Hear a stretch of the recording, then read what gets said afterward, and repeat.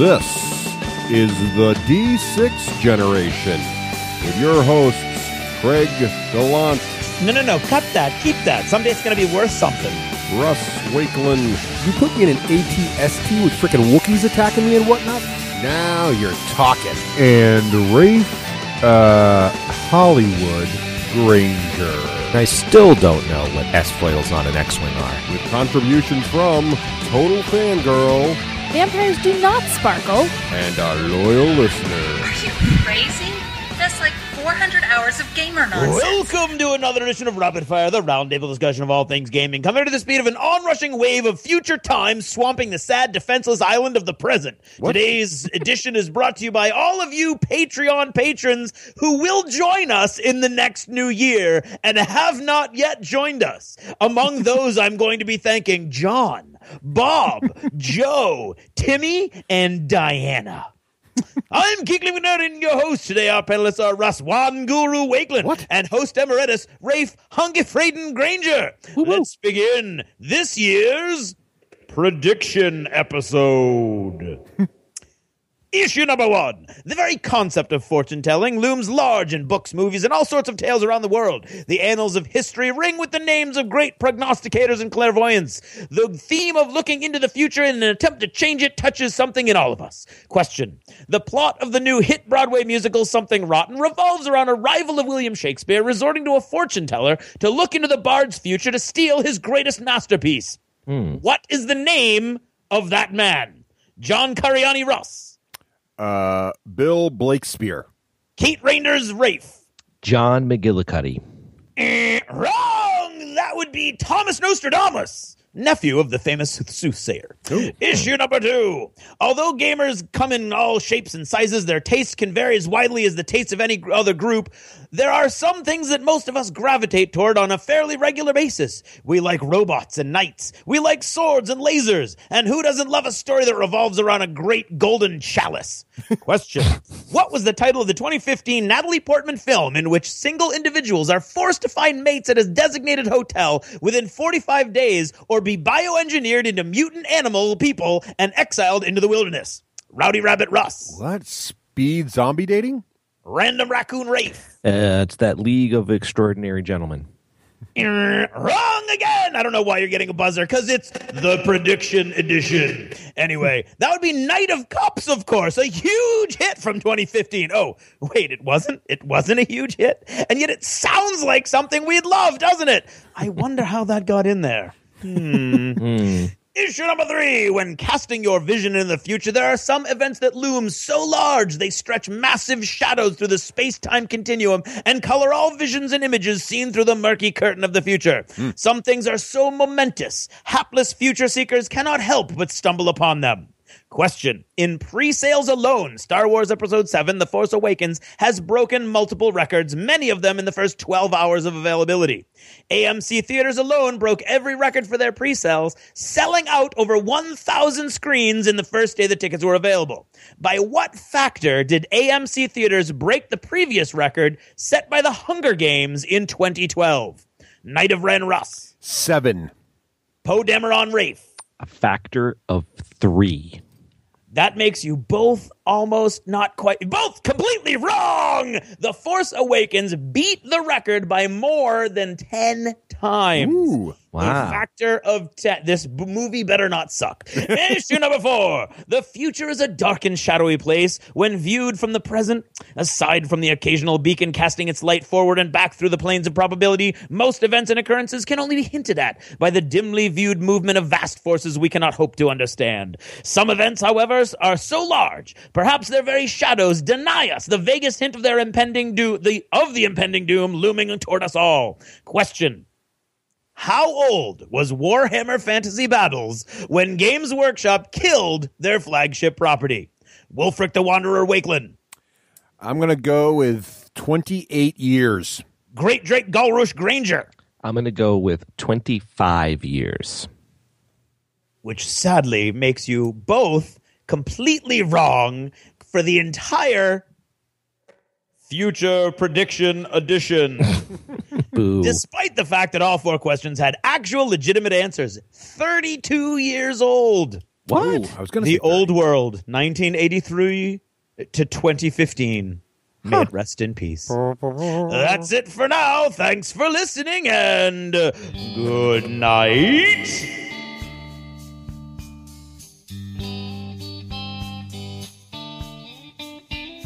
This episode of the D6 Generation is brought to you by Battle foam. Protecting your army so you don't have to.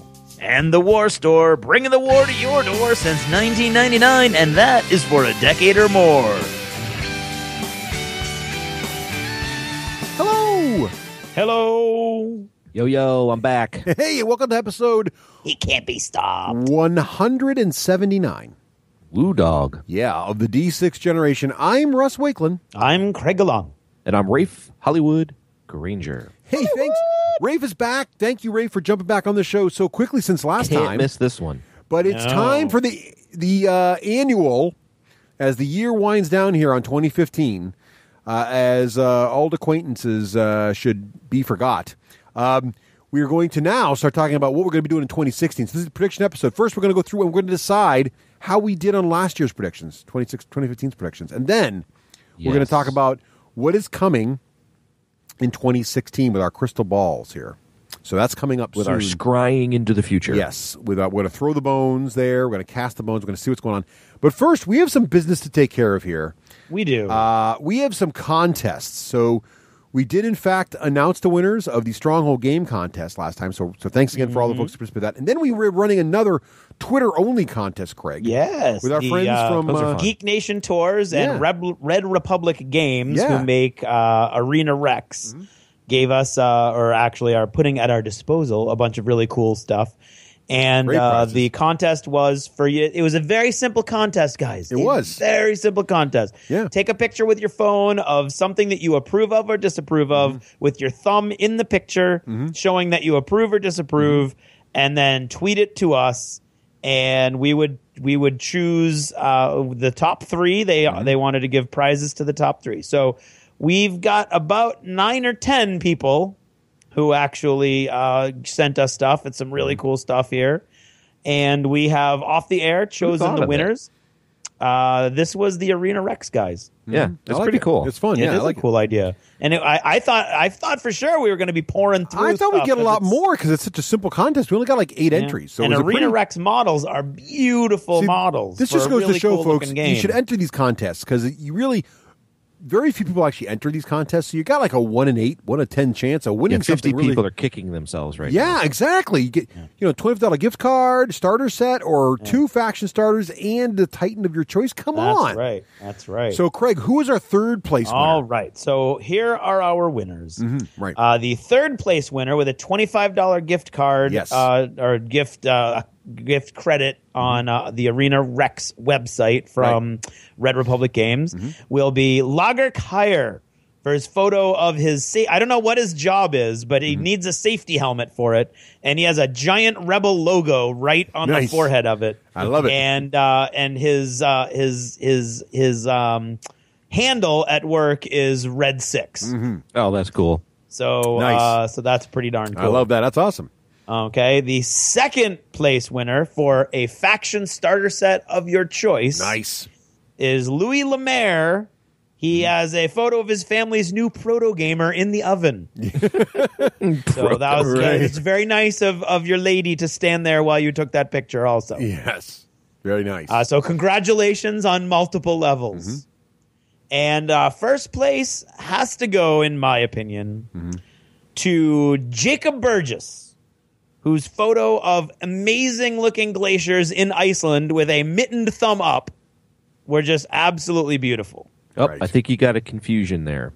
What's that? You mixed a name.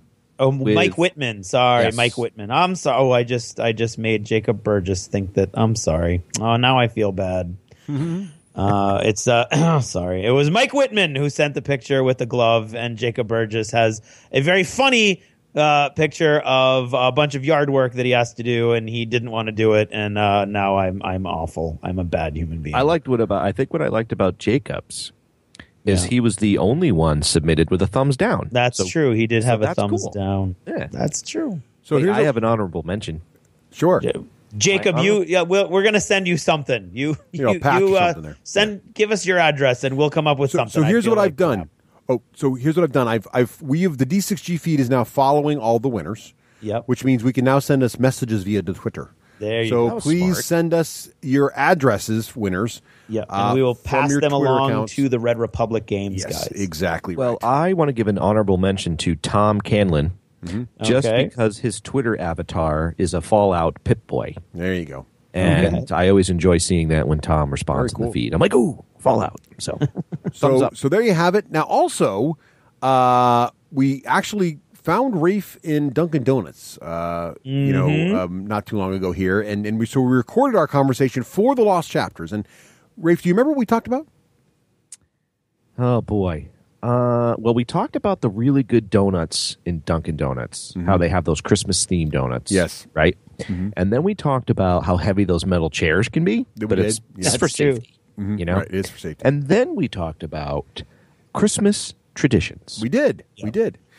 And we thought, as usual, you guys are like, I think it'd be pretty good, but we'll have a short episode. But we didn't. We found lots to talk about with Christmas. Yep. We really did. So Craig, what if people want to listen to the Lost Chapters? How do they catch up on? Well, now Russ, there is no reason not to become a patron over at Patreon. There really isn't, because you go over to Patreon, find the D6G. You become a member or a patron of the D6 Generation for $2 an episode minimum, and you're going to get access to all the Lost Chapters. And now, Russ, what new, amazing, innovative technology makes it a no-brainer to go with Patreon? Well, now you have the Patreon app, which what's that do? Works great on your iOS or Android device, and it lets you quickly and easily listen to our content right there in the app. That's cool. So that means that if you are a subscriber, you now can just listen to the Lost Chapters right from the app. You don't have to download them to your phone anymore, which is really pretty handy. So that's very nice. You can also see what's been posted on there. It gives you little notifications that someone responded to your post. So it's a quick and easy way to keep up to date with all the activities over there on the D6G Patreon page, and in fact, any other Patreon pages you support. So very handy. Cool. It's great. So the folks at Patreon are really kicking it up a notch, and we really appreciate it. We really appreciate all you guys and gals out there who support us on Patreon. It really means a lot, and it really is how the show is really supported nowadays. So you guys do it. Thank you so much. You really keep the lights on. Could not do it without you, literally. Yes.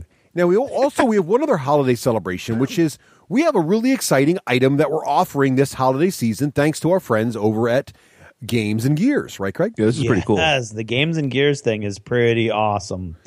If you go to Games and Gears, you look at their signature series brushes, you're going to find multiple ways to get the D6 Generation limited edition signature series of brushes, which includes it's not cheap. Okay, and that has been commented on, but you know what? Everything worthy of having is never cheap. That's not only is that true, but it is inexpensive compared to similar products. These are, you're getting 5 Kolinsky Sable brushes at the absolute top of the line brushes. They're hard metal cylinders that actually break apart, flip over, and screw together, so they're small when you're traveling. They break open, they screw back together again, so that they're full-size brushes when you're painting with nice heft and weight to them. They keep their tips beautifully. In the D6G set, you're getting a 1, a 2, which both of those are good for area painting when you're doing models, a 0, which is good for smaller areas like belts and things like that, a 0, which is good for detail work, and then a 0, a 000, the first one that Games and Gears has ever released, which is great for doing eyeballs and freehand writing and things like that. Yes. Okay, but in addition, you can just get that set, and that set is, I believe, £50. Comes with free shipping anywhere in the world. And then there's all kinds of other sets, including the new set, which, in my opinion, is a no-brainer. If you look at the new set that they've just done, right, and that includes the D6G brushes, the technical brushes, which are all of your various dry brushes, and the silicone katana brush, which is not a brush, it's a silicone like little Q-tip point for like eyeball dots and things like that. Oh, cool. And the I can't even remember what it is, the DB or the DR. It's another signature series that gives you another different set of brushes. And the clippers, they're offset clippers, which are amazing. They're the only clippers that I use, and their set of files, and the cleaning kit and all that other stuff, all in a nice gift box. And that I think is 125 pounds, which again, that for that? That's for all that. Yeah. What would 125 pounds be about roughly? $200, I think probably closer to 200. Yeah, 200 $200. Yeah. I think it's a great deal. I actually, I just started using their dry brushes from that set, and oh man, are they good! I just love these brushes. These are fantastic. We've had listeners now who've received their sets. Yep, these are shipping out all loving them. Limited edition, 250. And Games and Gears is in England. They don't do a Black Friday sale, but for some reason there was a huge Black Friday bump. Yep. And these are going fast. They're going very fast. We're getting down to like the last few sets here. So and when they're gone, they're gone. So I think this has been great. We really like QVC. And the good thing about this is that people are getting them, are really liking them. They're really the reviews have been great, which I'm so excited because we want to really make sure that you guys. We didn't just randomly say yes to the first group of people that offered, although they were the first group of people that offered. But it was luck because the first group of people that offered were awesome. So thank you so much to those who are, in fact, buying the brushes, and thanks so much to Games and Gears for making this incredible offer happen because we're really proud to be associated with them, and we couldn't be more proud of this product and have our name on it. It's just fantastic. It really very is cool. Some of the best modeling stuff you can really get. So thanks shake to them. a stick at. Yep. So Craig, what's the time now for? Well, I don't know. With you throwing it to me like that, it feels like it's probably time for Achievements in Gaming. It is indeed. So, Raef, what have you been playing lately? Okay, in the past 6 months, I've played Kingsburg. Ooh, nice. Ooh. Yeah, we actually got that oldie game but a out goodie. of the gamer closet and had a blast. Yeah. Played D&D 5e Raef style, and if you've been following me on the Hollywood Minute here on the show, you'll learn that there was a situation where wasn't really enjoying the second half of Horde of the Dragon Queen. The story to me got a little bit tunnel vision, and so I kind of blew the walls away, got rid of the fourth wall, and starting to infuse my own story elements to it. And I started to roll that out in the Russ, did you get to Castle Naritar or however that's not yet. I've built this entire side quest system now. I remember you telling me. They're actually still in the caravan, but they're doing so many things that aren't even in the module. So I'm just like I'm running my own game now, and pretty much at some point they'll get back on the track, I think, but who knows? Yeah. Well, I'm on record, Raef, to say I think that's an awesome idea because I got a sense that you weren't really enjoying that, and I know how good you are as a Oh, thank you. As a game. I'm on record. As a game, as a I'm just drawing Dungeon master is the word on a game master is what I was looking for because in multiple games that you've run, and I've talked about and so I'm glad to see you kind of making it your own, which I think is probably an awesome idea. I think two things occurred. I talked about it at length in the Hollywood Minute, so I won't go long at all. But it was in the beginning, the module was great, and so I sort of thought that would happen in the second half. But the other mistake I made was, I wasn't sure that this particular, this is different than Ian's game group, who they just sort of, I think, agreed, we'll just play D&D until we don't want to play D&D anymore. I wasn't so sure that was going to happen with our group. We never talked about it. So I kept saying to myself, this is a little on rails, but I better not go on a side mission because, then we'll never finish. So I was being held captive, I felt, to finishing, only to come to find out with the game group's like, no, we'll just keep playing. I'm like, oh, well, now that we know that's the case, then we can broaden the scope, Yeah, cool. Yeah. Played a little Rat-a-tat-cat over the holidays. Fun little card game. Marisa played that too. Got her into a game. There you go. And then broke out Lords of Waterdeep with the expansion. Nice. And you think. What does that mean? I just can't remember if I talked about it last time I was okay. Right. I don't think you did. Okay, good. So fun. It's a great game. It's such a good game. How fun that game is. Yeah. I have a question for you guys on it, though. Do either of you play it on the iPad or anything? I do. I love it on the iPad. We've actually both played it. Yes. We played it against each other. Craig and I played it together on the iPad. Yep. Yes. Yep. Because I had a hankering to play, and there was no one to play with, or I just was. It was actually over the holidays, so I was like, I wonder, but I never did. It was a blast. It was exactly the same game. Okay, that's what I was wondering. It's actually quite good. It's a very, very great implementation, and there's little ads, there's little dragons flying over the map and stuff. It's very well done. Cool. Yeah. And that's it. I've been like super swamped with work, so Cool. I'll talk a little bit about that in other. Oh, Craig, what about you, man? I got Russ, not Russ, Raef, not Raef. Wow, what is going? None of those people. None of them. Down.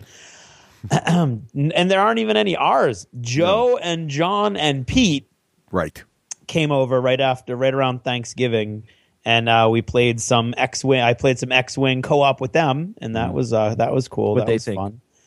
They had a blast, which is cool. And we really enjoyed it. And we lost the same mission that I think I've lost 3 times now, where you're trying to disable the shuttle, but you have to disable the shuttle and clear the board of ties. At one point, you just need to have all the ties dead. And every time I played it, we can disable the shuttle, which is no mean feat in and of itself. But there's always one tie that's like flying off randomly. You try to chase him down, and then those damn interceptors come in, and you're done. So, and it's always we always overstay our welcome when I do that mission. It's like, okay, not only are we not going to win, but we're all about to die. Yeah. So that was a lot of fun. This weekend, I had my Frostgrave terrain set up in the pub. I cleaned my pub from all of my previous projects, and I set up all my Frostgrave stuff so it would be in here. And Reese saw it, and Reese loved it from when we played it that's for right. Extra Life. And he was like, "Daddy, could I play a game in the pub?" So that was awesome. This past weekend, he was super excited. We came in and we played a game of Frostgrave in the pub. So it's awesome because I love being able to use my terrain, but I also get to play with my son, and he just loves the game. And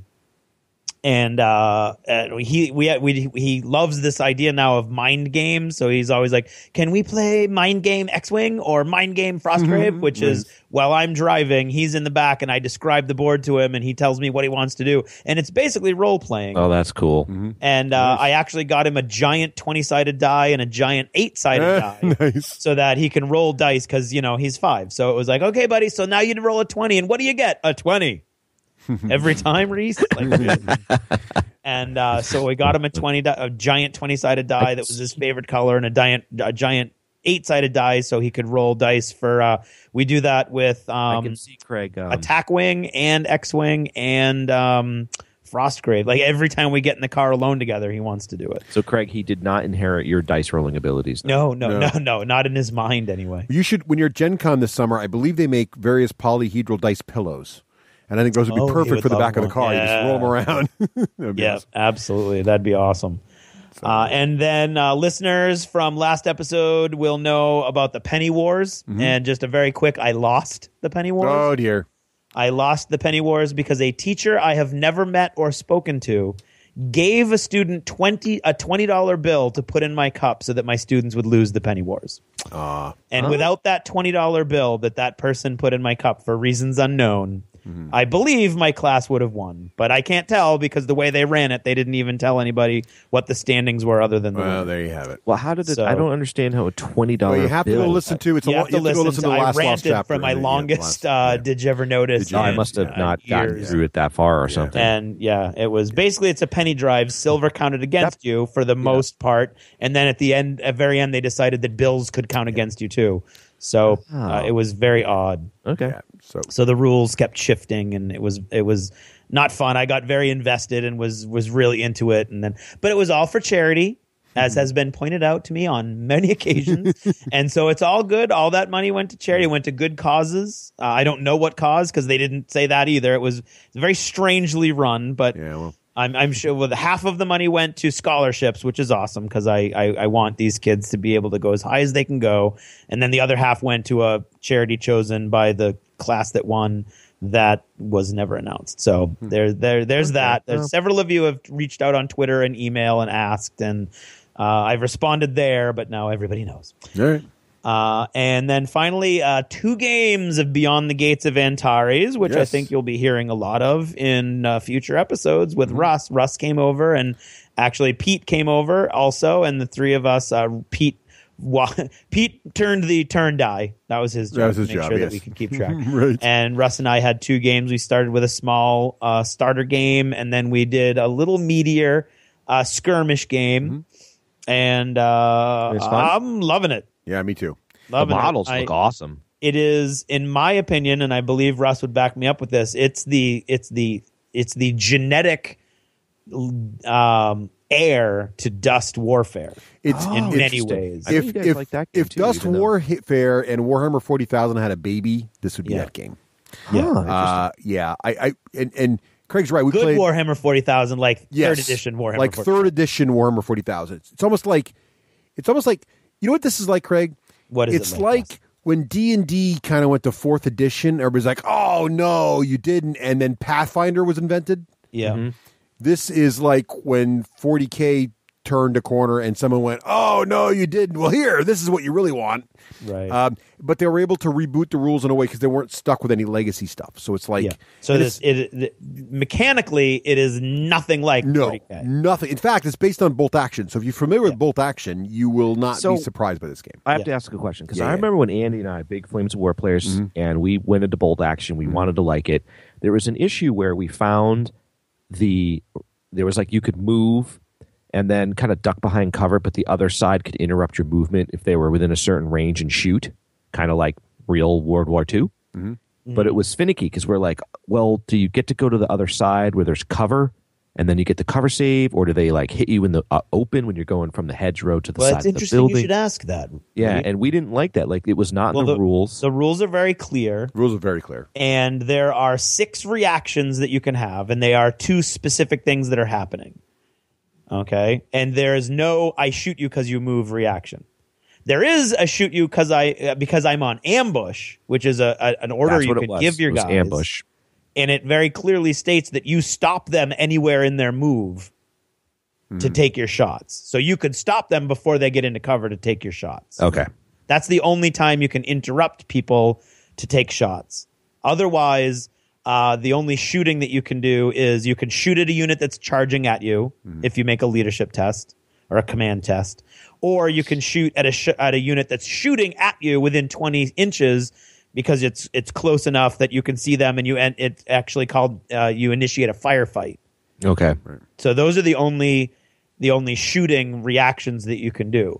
So without maybe being on an ambush order. So Andy I and don't know bolt action, but what I've heard is this is bolt action that's been tweaked and I was about to massaged say. and made That's what I was into. just about to say. It's not a sci-fi skin on a World War II game by any stretch of the No, I wasn't thinking that. And I wasn't even thinking that the game back then was somehow broken or not rules. It's just that coming from Flames of War, which was really tight in that kind of stuff, we found that too loose to our tastes. But it sounds like they tightened that up.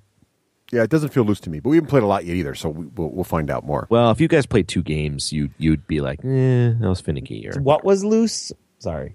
What did you feel was loose? We couldn't tell from the rules.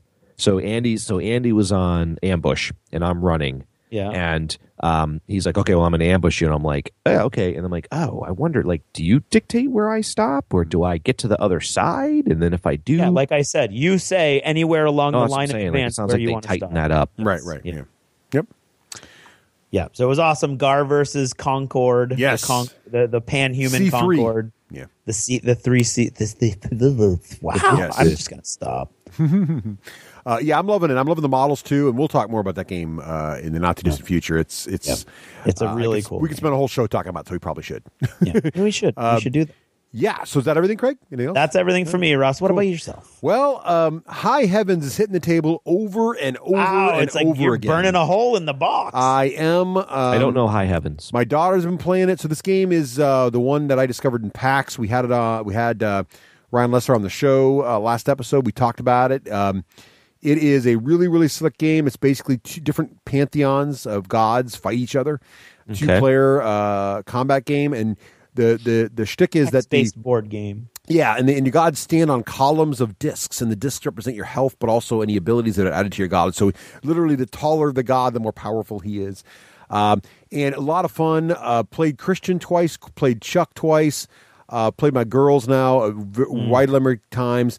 My girls don't like me taking the game out of the house to go to game night because they want to play each other. Fantastic, just great Very fun cool. game. Easy And to right teach. now you've got the Romans, it's the No Greeks, Romans. right? I have It's Greeks. well, they're the same thing, but Yeah. the Greeks and the Norse and the Egyptians. That's right. Oh, all right. So loving that game. Also on Thanksgiving, kind of funny story about Thanksgiving. So the kids are dangerously close to what I would call addicted to Dungeons and Dragons.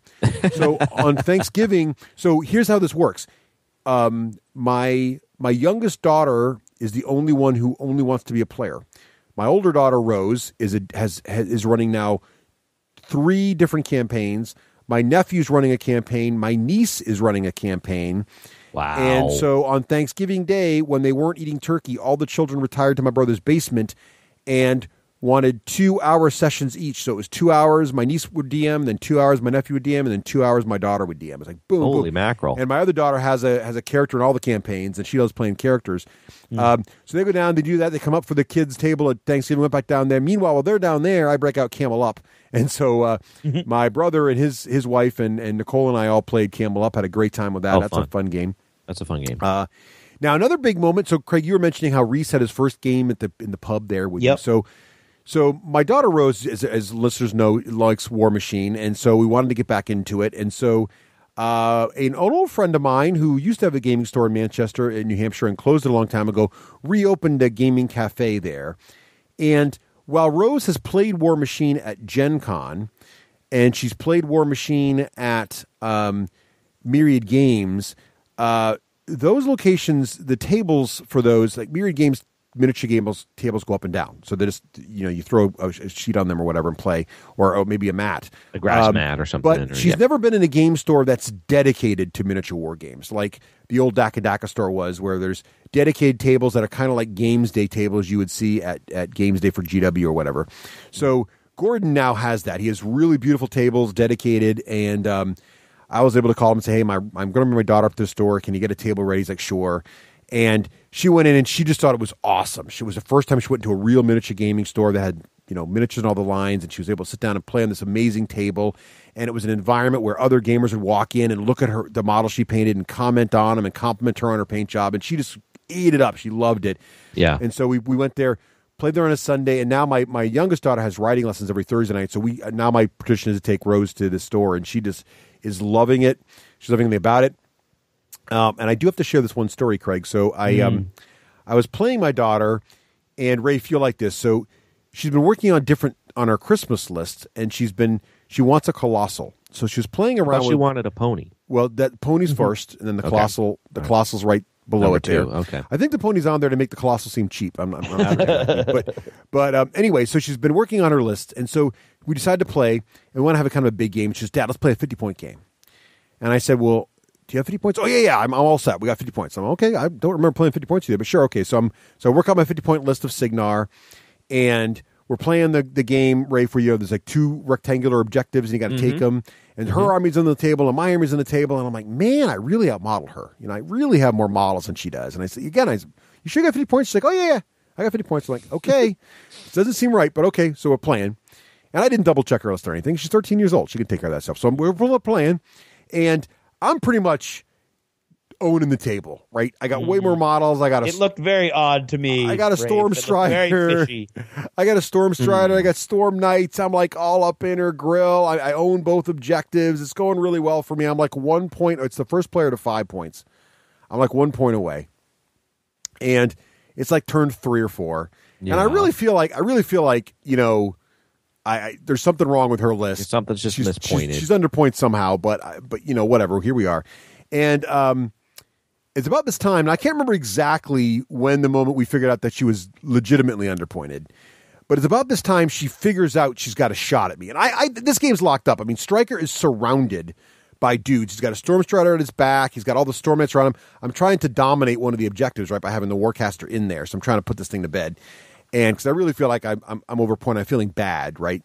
Yeah. So she's like, okay, I'm going to do this thing. And about this point, she goes, oh, my list has the Colossal in it I want for Christmas, but I don't have it on the table because she doesn't own a Colossal. So at this point, Raef, I realize she's 20 points under in a 50-point game. I mean, 20 points under, so I should be crushing her, and I am crushing her. So she's like, well, let me just try this. Right? Oh, boy. I can't wait. And she uses Spirit Door.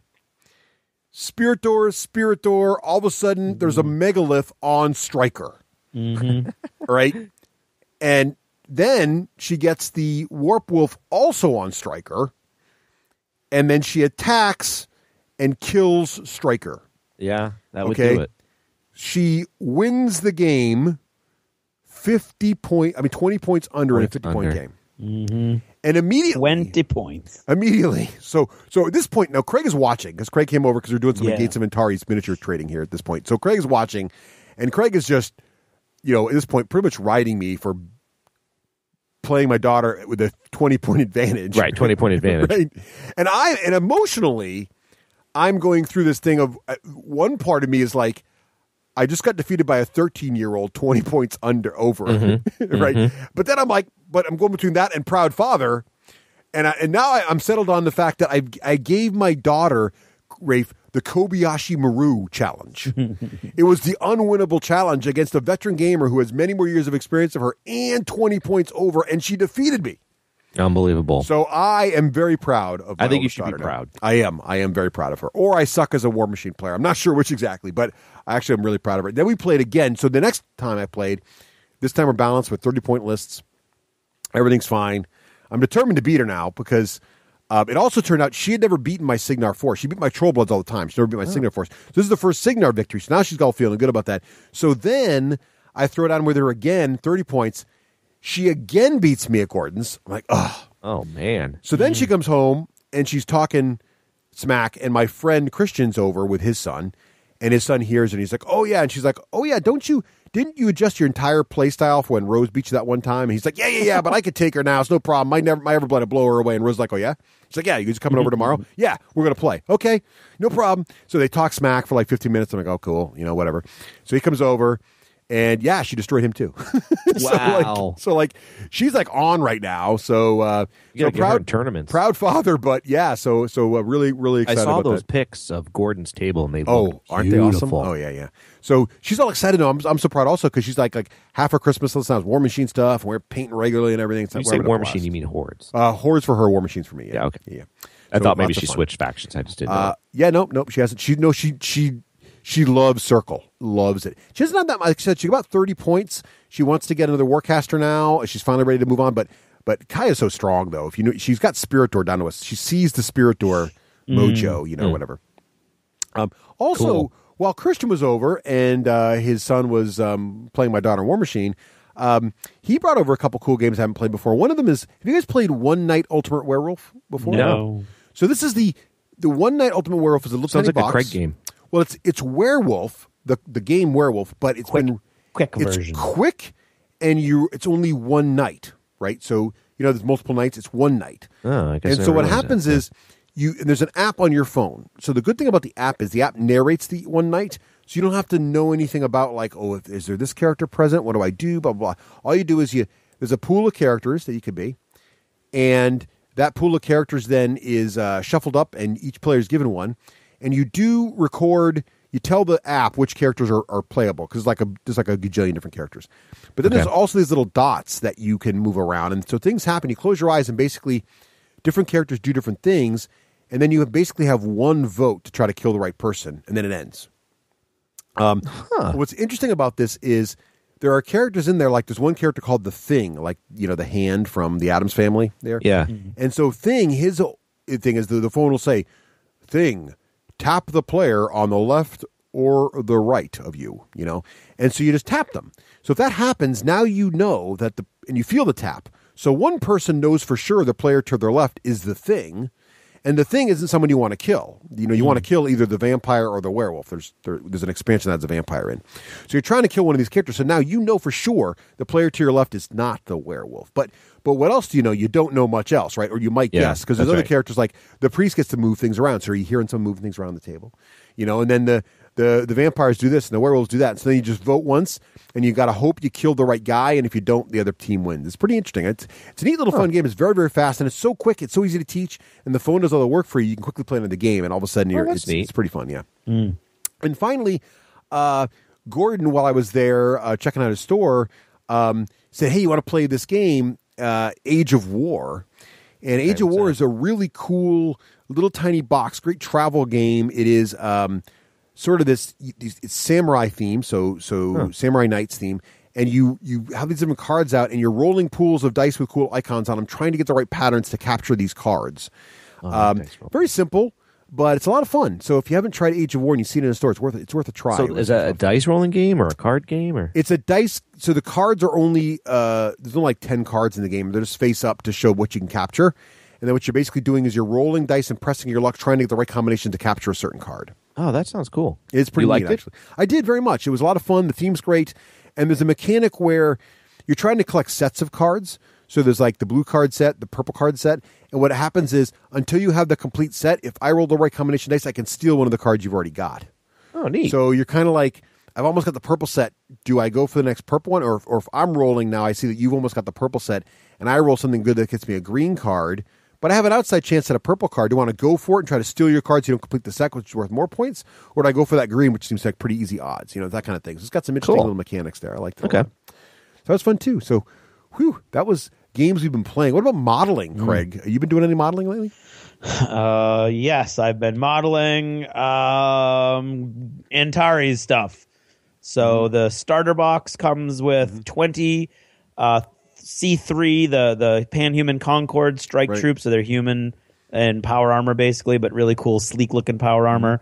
It comes with 4 huge weapon drones. So I painted those up and made those. And it comes with 8 buddy drones. And so the faction are called Concord? Concord, like peace.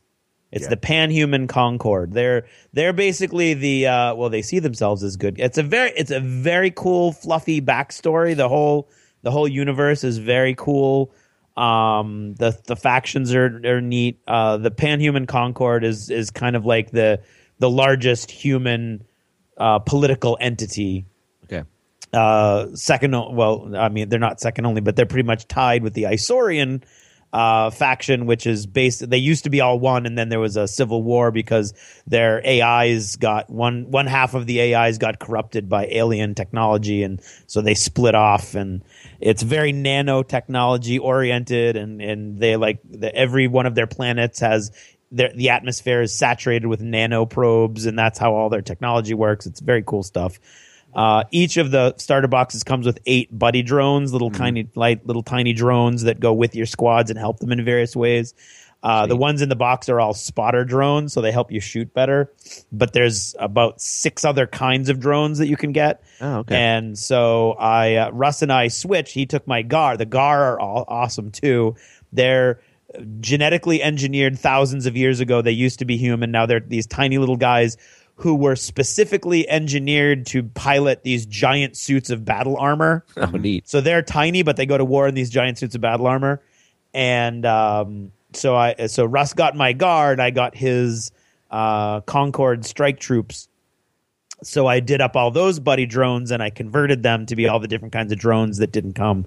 So I've done 17 drones total, and I did a bunch of urban terrain that I had sitting around forever and never painted. So I really wanted our first games to be on like kick-ass terrain that I haven't been able to use in a while. So that's how we played the game on the Games and Gears urban 28mm urban board with all of the dead zone terrain that I have collected and a bunch of other little bits and pieces. So that was me for modeling. Yeah, it's cool. Pretty good. Raef, you're dreaming about modeling, are you? Yep.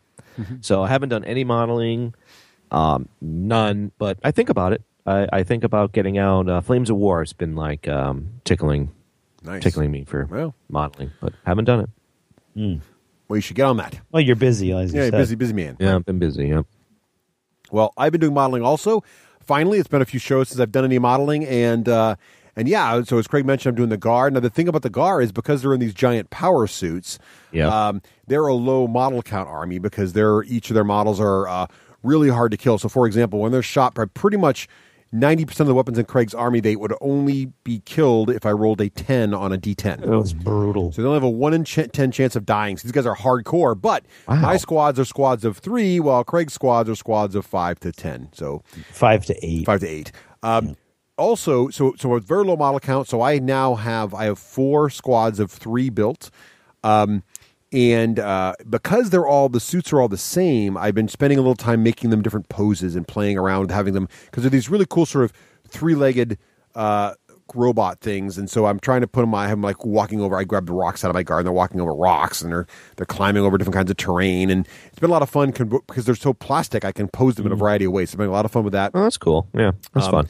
And they're a neat faction because, as Craig mentioned, there's little pilots inside these things. Now, the models that are out now are just the suits, but they're releasing right now the new squads. Some of the squads are guys that have lost the honor or the right to pilot suits, and they're just them little selves. And so these little short, like goblin-sized creatures. So you have an army that's kind of orc and goblin-y in that you have either the big powered suits, which are essentially your powered orcs, versus your little dudes outside their suits, which are kind of like wee goblins. Little goblins. So it's kind of a neat take on that idea without it being orcs and goblins. So a lot of fun, having a lot of fun modeling them. And I love the way the suits look. And I'm really enjoying my paint scheme with them too. So having a lot of fun with that.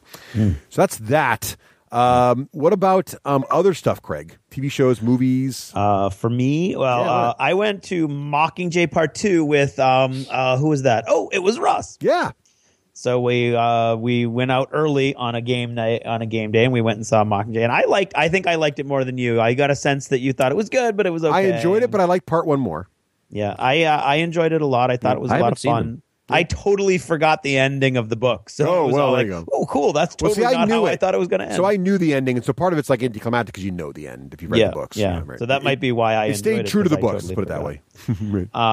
So I enjoyed that. Jessica Jones, watching that, loved it. Thought it was hilarious that one of my former students had a small role in one of the episodes. Well, that's cool. That was very cool. It was the first time that's happened. I have several students that are out there working regularly in both theater and film and TV, but this is the first time I've seen somebody that I wasn't expecting, and I was like, oh my god, what? Oh my god, it's ACG. But so that was cool, and I'm enjoying Jessica Jones a lot. I think it's awesome.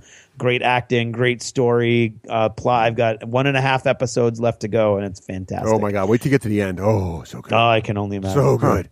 Liking The Walking Dead. Walking Dead this season for me went amazing opener. This is the way it usually goes. Amazing opener, kind of sags in the middle of the season, of the half season, and then ends with a huge bang. This time it began with a great opener, had 2 or 3 really good episodes, and then started to sag, and then continued to sag right into the mid-season finale. If you don't read the comics, which I didn't, the name Negan means nothing to you. It doesn't mean anything to me. Apparently, it's a big, huge deal, an oh my god moment for people who read the comics. But that being the big reveal at the end of the mid-season finale was kind of like, okay. I mean, I knew it was coming. Yeah, I mean, and that's great, but you can't depend on that. You can't depend on the comic book for your big punch moment for your mid-season finale, in my opinion. So it really ended flat for me, which is not fun. I am enjoying Into the Badlands though. Oh yeah, me too. Into the Badlands that they put right after The Walking Dead, which I think was smart. Although sadly has killed my my viewing of The Talking Dead. I haven't seen an episode of that since Into the Badlands came out.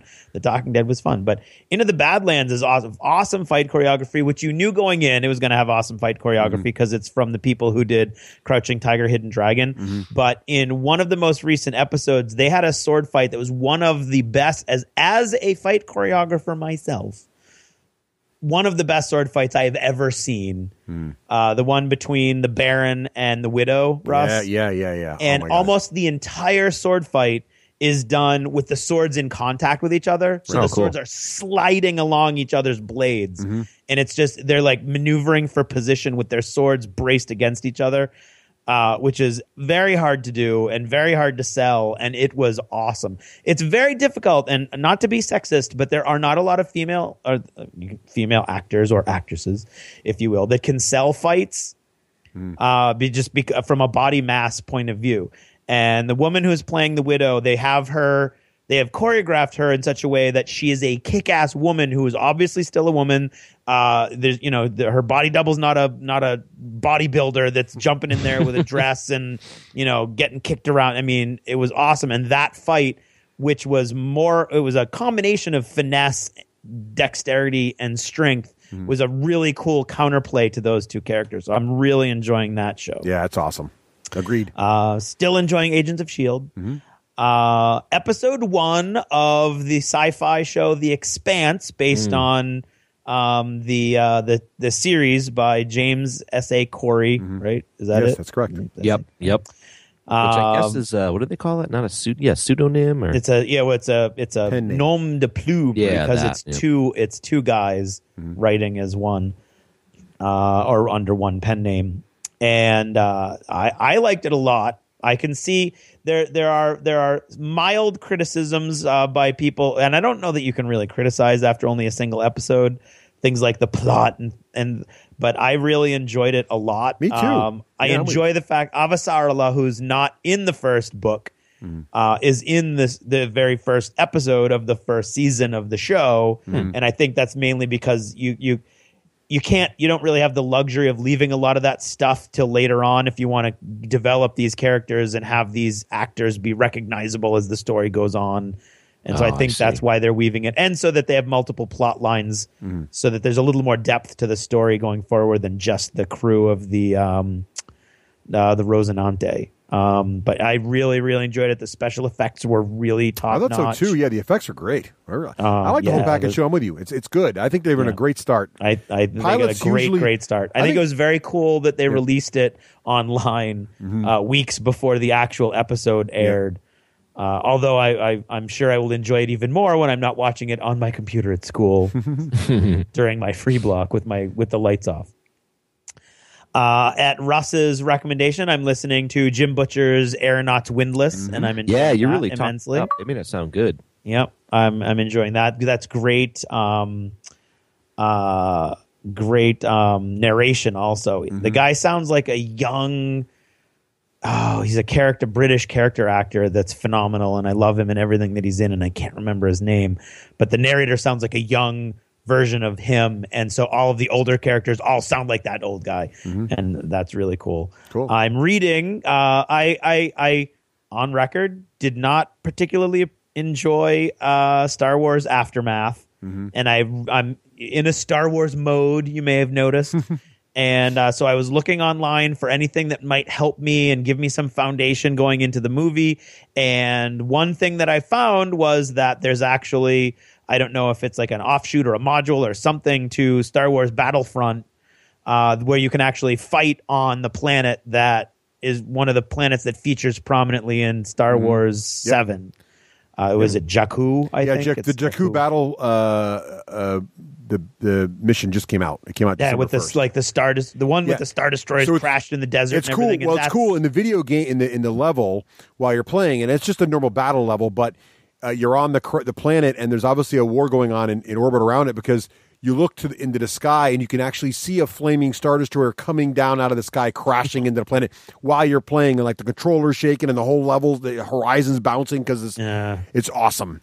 So that made me, I found that. So I was like, oh, and then there's a novel. I'll get the novel. Yeah, the novel has nothing to do with that battle. Yeah, unfortunately. So sadly, although they've got a whole new level of novels that are all geared into supporting the original movies, bringing them into the new series. And this does that. And it does it in a much more traditional form of storytelling. So it's third-person narration. It's called Star Wars Battlefront Twilight Company, and it's a rebel infantry company. It kind of traces them, which I think is probably what Battlefront is doing. And it doesn't do what the Halo books do, which is kind of like, here's what's happening in between the really cool moments of the story. It kind of like gives you the really cool story from my point of view. It kind of lagged in the middle. It got a little boring, but I'm like, after about 20 or 30% in, it really got exciting and interesting, so I'm really enjoying that. And it's Star Wars, and every now and then they bump into characters that you recognize or characters that you might or might not recognize because the main characters don't know these other characters that you know from the Star Wars movies. Oh. So when they bump into a smuggler who's sitting on the loading ramp of his freighter, you don't know, is it Han Solo? Is it not Han Solo? It sounds like Han Solo. And so that's a really cool sort of meta element of reading it. So that was fun. And then finally, I'd just like to pump again my short story, Starfall, Starrise, is a young adult fantasy story that was done for Extra Life, and it's published as an ebook by Winged Hussar with an awesome cover by listener Paul Wingrove. And it only costs 99 cents. So if you go to the Winged Hussar website and download it, all of that 99 cents will be donated to Extra Life. So please, even if it's just the 99 cents for the kids, even if you don't care at all about my writing, or you hate it, or you don't want to, you hate fantasy, or you hate children, anything. You hate children. Go to the Winged Hussar website. I mean, it's a little hard to find. I had a hard time finding it, but I found it eventually, and it's just 99 cents. All of that will go to Extra Life. And the time is almost up to get that money into the 2015 Extra Life calculations. And then it's just going to have to be held by Winged Hussar until the 2016 Extra Life system opens up. So please go check that out. I think it's a pretty cool story. The people I wrote it for thought it was pretty cool, and I enjoyed writing it. And it's neat that it's out there. So please go check that out. And that's me for other. Well, what about you, Raef? I've been getting into Fallout 4, and I wasn't going to for a while there because I was afraid to get lost too much into the game. But I'm really enjoying it, and I think I was talking to you, Russ, off air there for a while there. That I like the fact that the story is immersing to me. I'm not going to do any spoilers. There's a different, I'm calling it a sim building / crafting element to the game. So if you're not necessarily in the mood to do a storyline or do a plot line or shoot some stuff, then you can kind of just chill and have some fun, like building up your settlement. And I'm really, really enjoying that. I also think there's a good hook that brings you into the story. You're not just a vault dweller that pops out into the world. So I'm pleased. I'm always intimidated by the huge open worldness, but I'm having a new philosophy now, which is, I was going to sound crazy because a lot of people probably do that. I'm just not letting it intimidate me. So I see 2-3 quests. I'm like, I'll just do this one. And if I never get to the other ones, who cares? And I don't know. It's working this time through. Cool.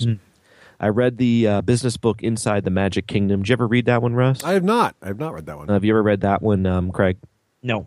So it's one of the premises. There's kind of multiple 3 premises in there. One of the premises is that Disney's commitment to its fanatical detail, they call it. Right. And the example is, the book talks about if you go into the Hall of Presidents and they have Roosevelt, his suit will be stitched in the way that it was stitched back in the day. If it was Abraham Lincoln, it was hand-stitched using the exact stitching that they would use, the exact kind of fabric, and it would have an exact replica of if we go back to Roosevelt, to his wheelchair and his leg braces, and you're like, wait, leg braces, you can't see those underneath the slacks, so why would they do that? And it's something the guest will never see. And it talks about, yes, but the employee knows it's there. And so they too know that fanatical level of detail and thus want to, give that kind of experience. So it just talks about that. Another cool story is of how important the details are to Disney in creating. It's all about like creating that great customer experience. Is that, Russ, I'm sure you're familiar with this. You go down Main Street, and they have those old-fashioned hitching posts that the horses are hitched to. Those are painted almost every night. Like, yes, yeah. Either post or all posts, or if it looks just the littlest dingy, they're painted. But not only are they painted, they're painted in they know the exact temperature, they know the exact time of day they have to start the paint job, so that in the morning they're completely dry. And so, again, it's that fanatical level of detail that is one of the things that's so impressive. So the book talks about that in a business sense. So it's kind of fun. That's neat. It's a short read. It's an old book. It's been around like 10, 15 years. Yeah, right. So it's kind of fun. Cool. What else? I'm going through this rebranding. I think I told you guys I'm not doing bankruptcy work anymore. Not filing for debtors in bankruptcy.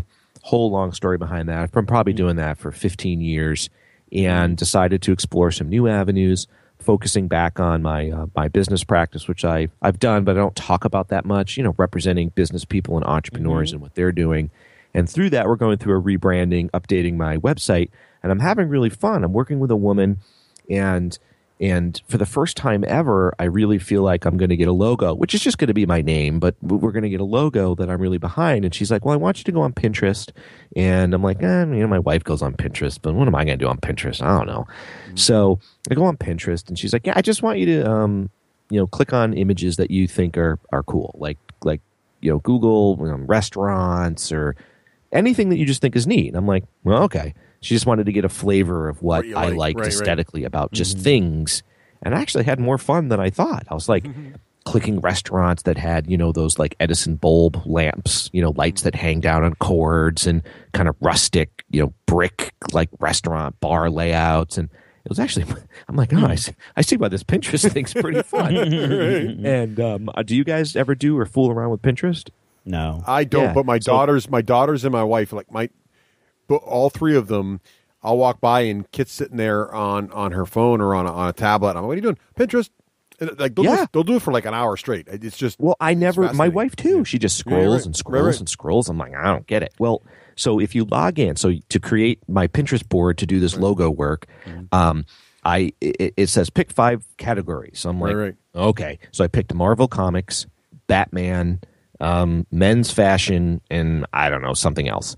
And so you wake up in the morning, I now get what they're scrolling. So I've got right now my Pinterest homepage, I've got this super cool picture of the new female Wolverine. I've got a picture of a Batman t-shirt. There's Captain America fighting Iron Man. There's some chick sitting on some couch. I don't know why I have that one. I got some dude bending over some cool street shoes. Some mountain. Oh, I picked hiking. That was my other one. Some cool mountain majestic. I'm like, oh, I get it now. Like you can just scroll and scroll and scroll and see all these super cool images. So sounds like a real time sink. Oh, it is. I like it so far. I like it better than Facebook. I'll tell you that. All right. So that's pretty cool. Comic wise, been reading on my iPad The Walking Dead Revival, which is super fun. Go check that comic out. It's a zombie comic, but a whole different take of Walking Dead. Chew, and then my favorite comic of all times, The Dark Knight, is coming out with its 3rd iteration, done by Frank Miller. Ooh, that's exciting. That's coming Frank out Miller really, too. That's huge, right? Really soon. So nice. I'm really psyched about that. Yep. Cool. And that's it. That's what I've been doing. All right. Well, I'll try to wrap up pretty quick because we're long here. But first of all, as Craig mentioned, really enjoying Jessica Jones. I think it transcends the hero genre. It's just great television. It's the best television not on television because it's a Netflix series, but it is awesome. Netflix is really nailing it. Also been loving Netflix Flash. is nailing it. Flash and Arrow both had a double crossover. So part 1 was on Flash and part 2 was on Arrow. And the crossover involved several different members of, I'll just say, the Justice League. And it all led up to Legends of Tomorrow, which is the new DC series launching in January. And it all made me excited for all of that. Now, what's the Legends of Tomorrow? So Legends of Tomorrow, the premise of that, there is a trailer on YouTube, so this is not a spoiler. It's not out yet. But the premise is that in the far future, a Vandal Savage, a well-known DC bad guy, has essentially taken over the world. And so how could you fail to with a name like Vandal Savage? That's right. Well, DC has this problem where, and I'm probably going to get some hate mail now, but DC's problem is their heroes and villains are named, harder to defend in a time of darker heroes and more realistic hero shows, right? So they, by definition, they're just a little more campy than the Marvel side of things. But yeah, so Vandal Savage is out there. He comes back from, and actually what's cool about the Flash Arrow crossover is they sort of established Vandal Savage as a character, so it's kind of like a prequel for this new series. And so he's a main bad guy. He's been around since Egyptian times. He's essentially immortal.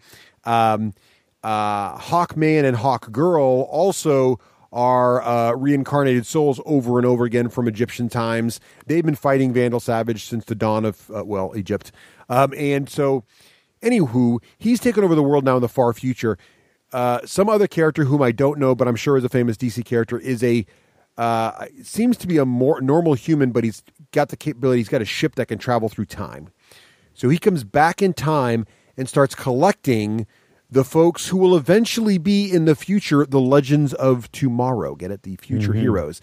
Like Hawkman, Hawkgirl, like Freeze, other people. And some of these people have been heroes on The Flash and on Arrow, and they're now going to be in this new show. And I think the show is going to just be the adventures of these guys going back and forth and fighting Vandal Savage in various points in time. So they're going to go back and try to They're going to go back in time and try to stop Vandal Savage before he becomes the unstoppable overlord of the world, basically. So it looks pretty interesting.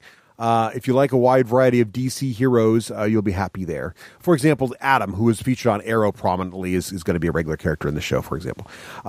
Also loving, speaking of time travel, Doctor Who. The latest Never series. gotten into that. Oh, the latest series where Capaldi. Last year, I was a little nervous about it. He was kind of mean, to be honest. He was a mean doctor and mean character. But this year, they've really figured him out, and they've altered the Doctor to match his style, and it's a lot of fun now. Really liking that. Talked about the Experience series with Craig. Loving that. For books, I finished Aeronauts Windlass. Can't wait for the second one, but I don't know how fast Butcher's going to get that out. So I've gone back to finish off the Finishing School series by Gail Carriger. The last book in the series, Manners and Mutiny, just came out last month, and so I've started listening to that. Really enjoying that as well. And for video games, playing a lot of Star Wars Battlefront. Not as much online, more split screen stuff with my kids. So they're enjoying the split screen. Yeah, on the couch. They're enjoying playing the different heroes. They like the hero combats. So like one of them picks Palpatine, the other one picks Luke Skywalker, and they go at it. Which is pretty fun. They go at it. They do. What are you doing? I am patiently waiting for a turn. This is what happens there. And then also, I'm really, really, really enjoying Rise of the Tomb Raider. Lara Croft, Rise of the Tomb Raider. I loved the rebooted Lara Croft from 2013, and Rise of the Tomb Raider, the sequel to that, is just fantastic. And so if you like a good game with a great, compelling story and really good characters, you can't do much better than the new Tomb Raiders. So check that out if you want that. Whew, and that, I think, is that achievements? That is, and you know what that means? It means it's time to go onward into the future. That's right. The D6 generation. Not as smart as Yoda, but not as dumb as Jar Jar Binks. Wise, the announcer is. Harold. Hey, welcome back. Now it's time to talk about our friends at BattleFoam. Yeehaw.com. And Craig, you know, BattleFoam, I just start my Antari stuff. And it's great because I have all my bags. I've got all their great foam. I got a lot of those great generic trays with large size spots and small size spots. I can easily pop them all in there. I know they're going to get to the game safe and sound. And I just love my collection. I got to get another bag. I'm actually trying to decide which bag I should get next. Well, I mean, have you seen the new Black Label bags? Because they're really crazy. I mean, you know, you might not need to protect it from a bomb or from a truck driving over them, but the Black Label 2.0. They're all named after naval, like Tripoli. I like them because they look military. Although it means you're going to get pulled over in the airport for guns. Right. The Fitzgerald even looks like it has wheels, but they look indestructible, and they are indestructible, pretty much. Which is great. So when you do travel to tournaments, especially by air, and I've checked my regular BattleFoam bags, and they've survived, and the models have made it no problem. But these you can check with confidence because these things, they can be hurling those things in there, and the combination of the awesome BattleFoam and these indestructible cases means your models are going to get there safe and sound. And check out the padlock hole in the corner there to really make sure these things stay secure. I love it. Yeah, that's crazy. And I mean, if you think about the amount of time and money that you put into buying these models, painting them, and then how central they are to your games, you owe it to the models. You owe it to yourself to really do everything you can to make sure they make it to the game safely. And BattleFoam is the best way to do that. And I am ashamed to admit that with my X-Wing, I have been using the old standby tackle box, tackle box plan. Oh dear, yeah. And with the campaign that we've been playing, the X-Wing campaign, I've been doing a lot more travel with my X-Wing, and I feel bad. I feel trashy, whipping out the tackle box and pulling out all these X-Wings that are just been sort of like in these trays. And so I upgraded my Pack 720, and I got a bunch of foam for my Pack 720 for all of this, all of my X-Wings. And now every X-Wing, every TIE fighter, every variant, every fighter has its own little place. I have my shuttle, my shuttle Tidarium has its own little place. The Millennium Falcon. So it's great, and it feels good. It feels cool. You feel like you're like popping open the box that has the glowy thing in it from what's that movie? You don't know. Fifth Element? No, the box with the glowy stuff in it, and you never find out what it is. The box with the glowy stuff. Every movie's got a glowy stuff in it. Yeah, I don't know. It doesn't matter anyway. So Battle Foam is awesome. My memory, not so much. My memory, probably 25% as awesome as Battle Foam. That Fitzgerald does have wheels and a cool extending handle, and it's only $120 for a hard. Wow. Anyway, okay, battlefoam.com. Gotta go order some.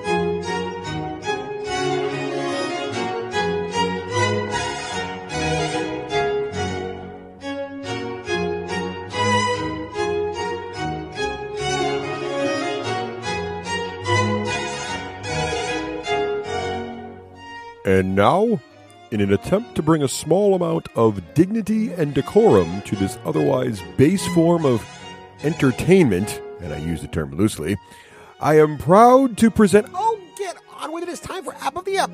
Seriously, Wakeland, I used to have my own segment, and now I'm relegating to announcing this pap. Hey, you're lucky we still use you. Hey, and welcome to another App of the Ep. This time around, I want to talk about a new game for Xbox One. I know I seem like I always talk about Xbox One, but actually this game has also been out for Steam, and it is called The Long Dark. It actually came out, actually started life as a Kickstarter, small team, Kickstarter about a year ago, 2014. Went live on Steam in sort of a preview mode not too long ago, and now it is live on Xbox One in preview mode as well. It's kind of a new thing on Xbox, launched, I don't know, not that long ago, maybe springish, summerish, where games, usually from indie developers, but not always, can go live early on Xbox One, have a preview. You can play about an hour or so for free. Then you can also pre-purchase the game and have unrestricted early access, and then, of course, you get the full version of the game when it comes out later. So what is The Long Dark? Well, it's a survival game, and it's billing itself as the first survival, I'm using air quotes, survival game for Xbox One. What is interesting about it is, it takes place in sort of this post-apocalyptic world, but really it feels like you just wake up one day and you're alone in this snowy landscape. Very cold, very snowy, somewhere up in Canada or someplace. And you have a very small amount of supplies, and the goal of the game is to survive as long as you can. Can you make it an hour? Can you make it 2 hours? Can you make it half a day? Can you make it overnight? Can you make it into a second day?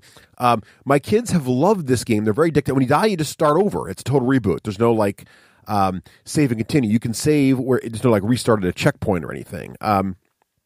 Very interesting. You find things along the way, so you'll be walking around, and almost everything you see can be broken down. You'll find a branch on the ground. You can break it down into kindling.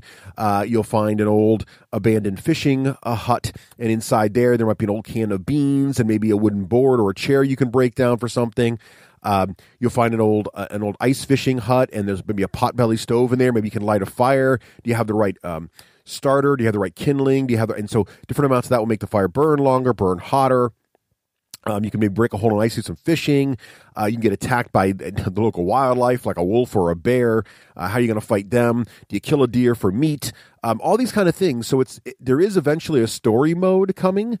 And so like many of these Kickstarter games, they're releasing portions of it.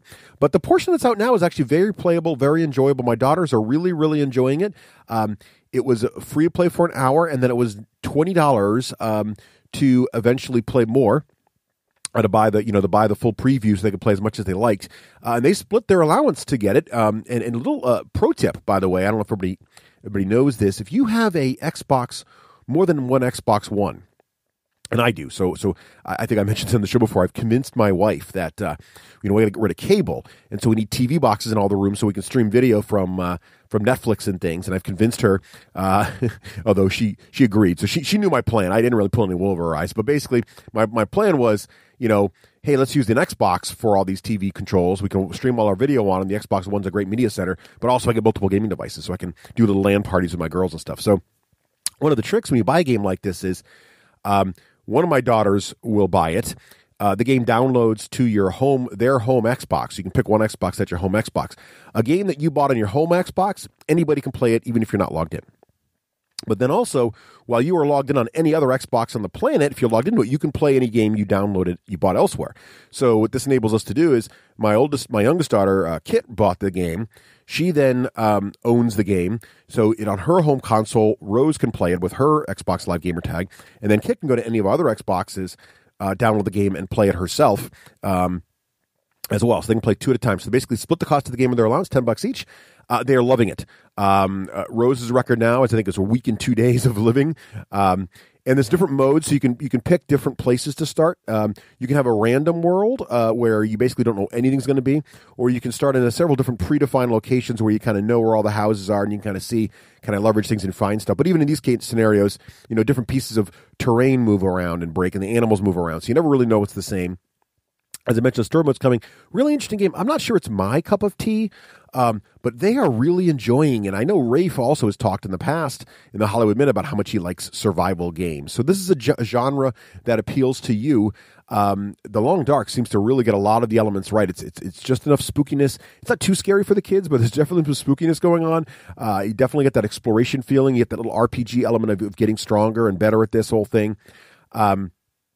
And because it's free you can try it for an hour first and see what it's like. There's really no risk to giving this a go. And if you're a fan of the genre, you might really enjoy this. And if you've never played a survival game before, this might be a neat way to get started. And that is The Long Dark on Steam and Xbox One.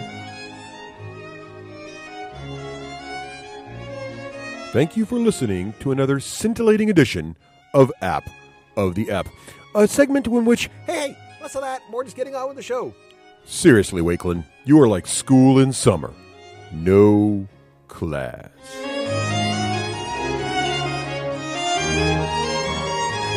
Hey, and welcome back. And now it is time, Raef and Craig. Yes. What is it time for, For Russ? the annual, highly anticipated, number 1 rated show of the year, the D6 Generation Predictions episode. Can't believe it's that time already. It is. So first, talk about a year that flew away, huh? It did. So first, we've got to discuss how we did with last year's predictions, or the predictions for this year. Now, to be completely honest with everyone, just so everybody understands, we are recording this episode on December 2nd.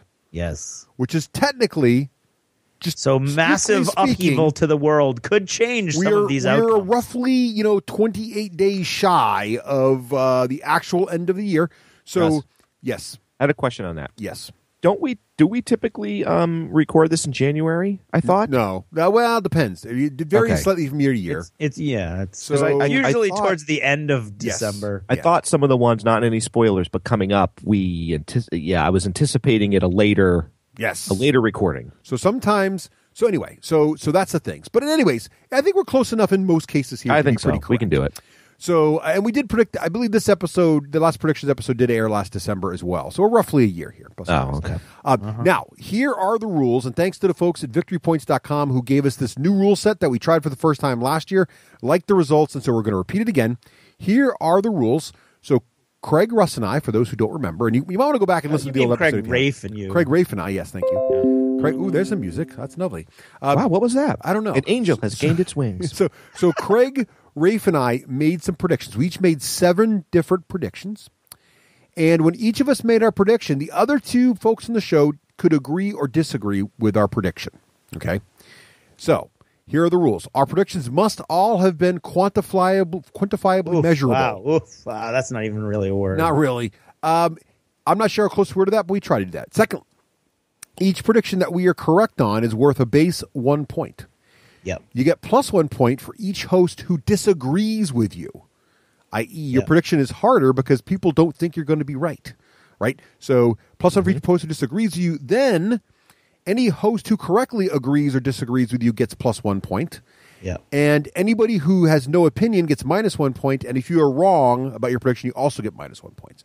So there are lots of places here to lose points. And the final rule is sort of a generic good sportsmanship rule. All information must be public. You can't make a prediction about something that you have privy information to. Inside information. Yes, exactly. So, does that all make sense? Yep. It does. Now, Craig is the man with the spreadsheet, so Craig will be scoring for us here. That makes no sense. All right. So, I have a question. Yes. What about the bonus? How are we doing that? I forget. Is it The bonus is worth plus 1 point if you are correct at the very end. At the very end, okay, Yes. because it's not a fluff point. Because some years it's been a fluff. No. point. So this year it's a real point. At the end, we also predicted who would win the contest this year, And we even wrote down on the show here, so we would not forget, it's worth 1 point if you are correct. Okay. All right. Okay, so here we go. From round 1 of last year, I'll start off because I'm here in the front here. So I predicted that there would be another major merger this year, like there was in 2014 between Fantasy Flight Games and Asmodee. And I also predicted that we would be using those games from that merger. I feel like it happened, but I can't remember it. So I don't think, I can't think of it. I don't think one of that size actually occurred. I don't think another one that size occurred. No. So I was wrong, so I get -1 point. Yeah, but I bet we said you were wrong because we don't have any faith in your ability. You both agreed with me. No, but that doesn't hurt you at all. That just means I don't get any bonus points. So wait, I got to go through this. So Russ gets a -1. Yes. What do Craig and I get? Nothing. We get a 0. Yeah, right. So we're actually ahead. Right. Okay. Yes. Yeah, so the problem would have been if you had no opinion, you'd have gotten -1 point. Yeah. And if you had disagreed with me, you'd have gotten +1 point. +1. But I only had 1 point on the line here because you all agreed with me. It was not. So we all thought it was a softball prediction, basically, and I was wrong. So there you have it. Okay, so that was mine. So Craig, what was your prediction in round 1 last year? My prediction in round 1 last year, Russ, was that there would be a Disc Wars expansion by Fantasy Flight Games in 2015. Yeah. That's how excited, clearly, I was about Disc Wars. We were having a last blast time we with did Disc this. Wars. We had both expansions. And we were ready to rock in this game. We were buying boxes to store it Singing in. We its were eagerly praises. assuming what the next thing would be. Of course, we had no idea that Games Workshop was going to kill the old world either. Right. So. They destroyed the old world, which I don't know if that had affected anything. But so Craig, how did that prediction work out for you? That would be wrong. That would be a fail. Yes. So Craig gets -1 for that. Now I disagreed with you, Craig. Yes. Unfortunately, I felt that Fantasy Flight would not stand behind this game and would just have done it, and they were done. Yeah. And so I get +1 point for being right. Nice recovery. Raef agreed with you, so he gets I got nothing. so swept up in Craig's enthusiasm, in his Yep. knowledge of all things Games Workshop Old World, that I agreed. Yep. Yep. All right. So you get nothing on that, but I get -1. And I get a +1. Russ gets a +1. Yes. Now it was Rafe's turn in round 1. Raef, what did you predict in round 1? I went with the next, quote, no name, end quote, comic book movie out in 2015 will not do as well as Guardians, but will do pretty good. And Russ was like, well, wait a minute. There's, what the heck do you mean by that? So we qualified it to say no name comic book meant there were no previous movies about that superhero character for the past 20 years. And Russ, being the stickler that he is for all things quantifiable, said we had to use Metacritic, which I said that's fine. The user review, not the critic review, but the user review. Yep. And looks like here, calculations, beep, boop, boop, beep, boop. Yes, I was correct. Ant-Man got 64, where Guardians received 74. Yes. So this was such a softball of a prediction that Russ... Go ahead, Russ. I agreed with you on this one. And Craig did as well, right? Yeah. So Ant-Man qualified as a quote-unquote no-name comic book movie, meaning it wasn't a household hero name. Yeah. Did come out, did rather well. It was actually a great movie. It did pretty good, yeah. But I would not claim it as good as the Guardians either, although I really enjoyed it. So there you have it. So that's a +1 for all three of us because Raef is correct. But that's what's cool about the scoring system is that because it was a softball, I didn't net ahead at all. Right. Well, you're both ahead of me. Easy prediction. All right. At the end of round 1, doing, Russ Craig? has 1, Raef has 1, Craig has 0. That's typical. And then Craig sweeps it in the end. That's I right. don't see that happening. Okay. Round 2. Now, here's where it gets a little tricky. Okay. It's going to get a little tricky here. I'm not going to lie. Due to eddies in the space-time continuum. Sorry. Because by the time you hear this episode, you will know the answer to my prediction for reals. True, yeah. So my prediction was the new Star Wars movie, The Force Awakens, coming out this December, i.e. in 2 weeks, from when we're recording this, but it will already have been out by the time this episode goes live. We're pretty darn close. Well, maybe not. Pretty darn close. So that's what I'm remembering. The episode goes live in January. Oh, okay. Well, no, it goes live in December, but anyway. will be an unqualified success. This is my prediction. The new Star Wars film will be an unqualified success, both at the box office and in the hearts and minds of Star Wars fandom. Now, this is tricky because right now the movie has not gone out, so we're still doing a mini prediction here. So I think we should reserve the right to alter my score post December 18th. But I like it. Okay. But I think I can be ruled as correct on this one because so far, based on all the trailers and early box office sales, this movie is kicking ass, taking names in terms of sales, and every Star Wars fan I know is really, really excited about it and has a very high degree of confidence it's going to be great. Yeah. So, I don't know. What do you guys think? Yeah, I like your solution of saying we can adjust after. Yeah. But we can adjust after this. So, if December 18th comes out and all of a sudden it's like, OMG, this was it was a bomb, we can change this. But I think we're pretty safe in saying. Now, here's the other thing. Not only do I think I'm right about this, but it was clearly a softball prediction because both Craig and Raef agreed with me on this. Yeah. Right? Yep. So under the current ruling, we all get +1, or we'll all get -1. So in any case, this one's a wash. Right. Yeah. Well, no, you guys will get a 0 if I get a -1 on this one. But in any case, right now it's a +1 across the board, so not affecting the averages very much here. But if I am wrong on this, after December 18th, we can correct it. All right. So Craig. Yes. What was your round 2 prediction? Wait one moment. Or do you got it all recorded there? Sorry, I didn't mean to rush you. +1 for everyone. I'm just sneezing. Okay. Oh. Okay. All right. So what? Right now we're saying 1 on all those. Yeah, everybody gets +1 for the round 2 Russ prediction. Yeah. Okay. All right. My round 2, Magic the Gathering. I don't even know what I was thinking. Magic the Gathering, the board game, due out in Q4, will have some copies available at Gen Con. I don't. Is the game even out yet? I think it's just coming out now. Yeah, this cracks me up. Yeah, it definitely was not a Gen Con. In fact, Wizards of the Coast was barely a Gen Con, honestly. Right. I mean, so you're wrong. They weren't a Gen Con, but not only that. Oh no, that's how you said. So it would have some copies available at Gen Con. So I would say that's wrong.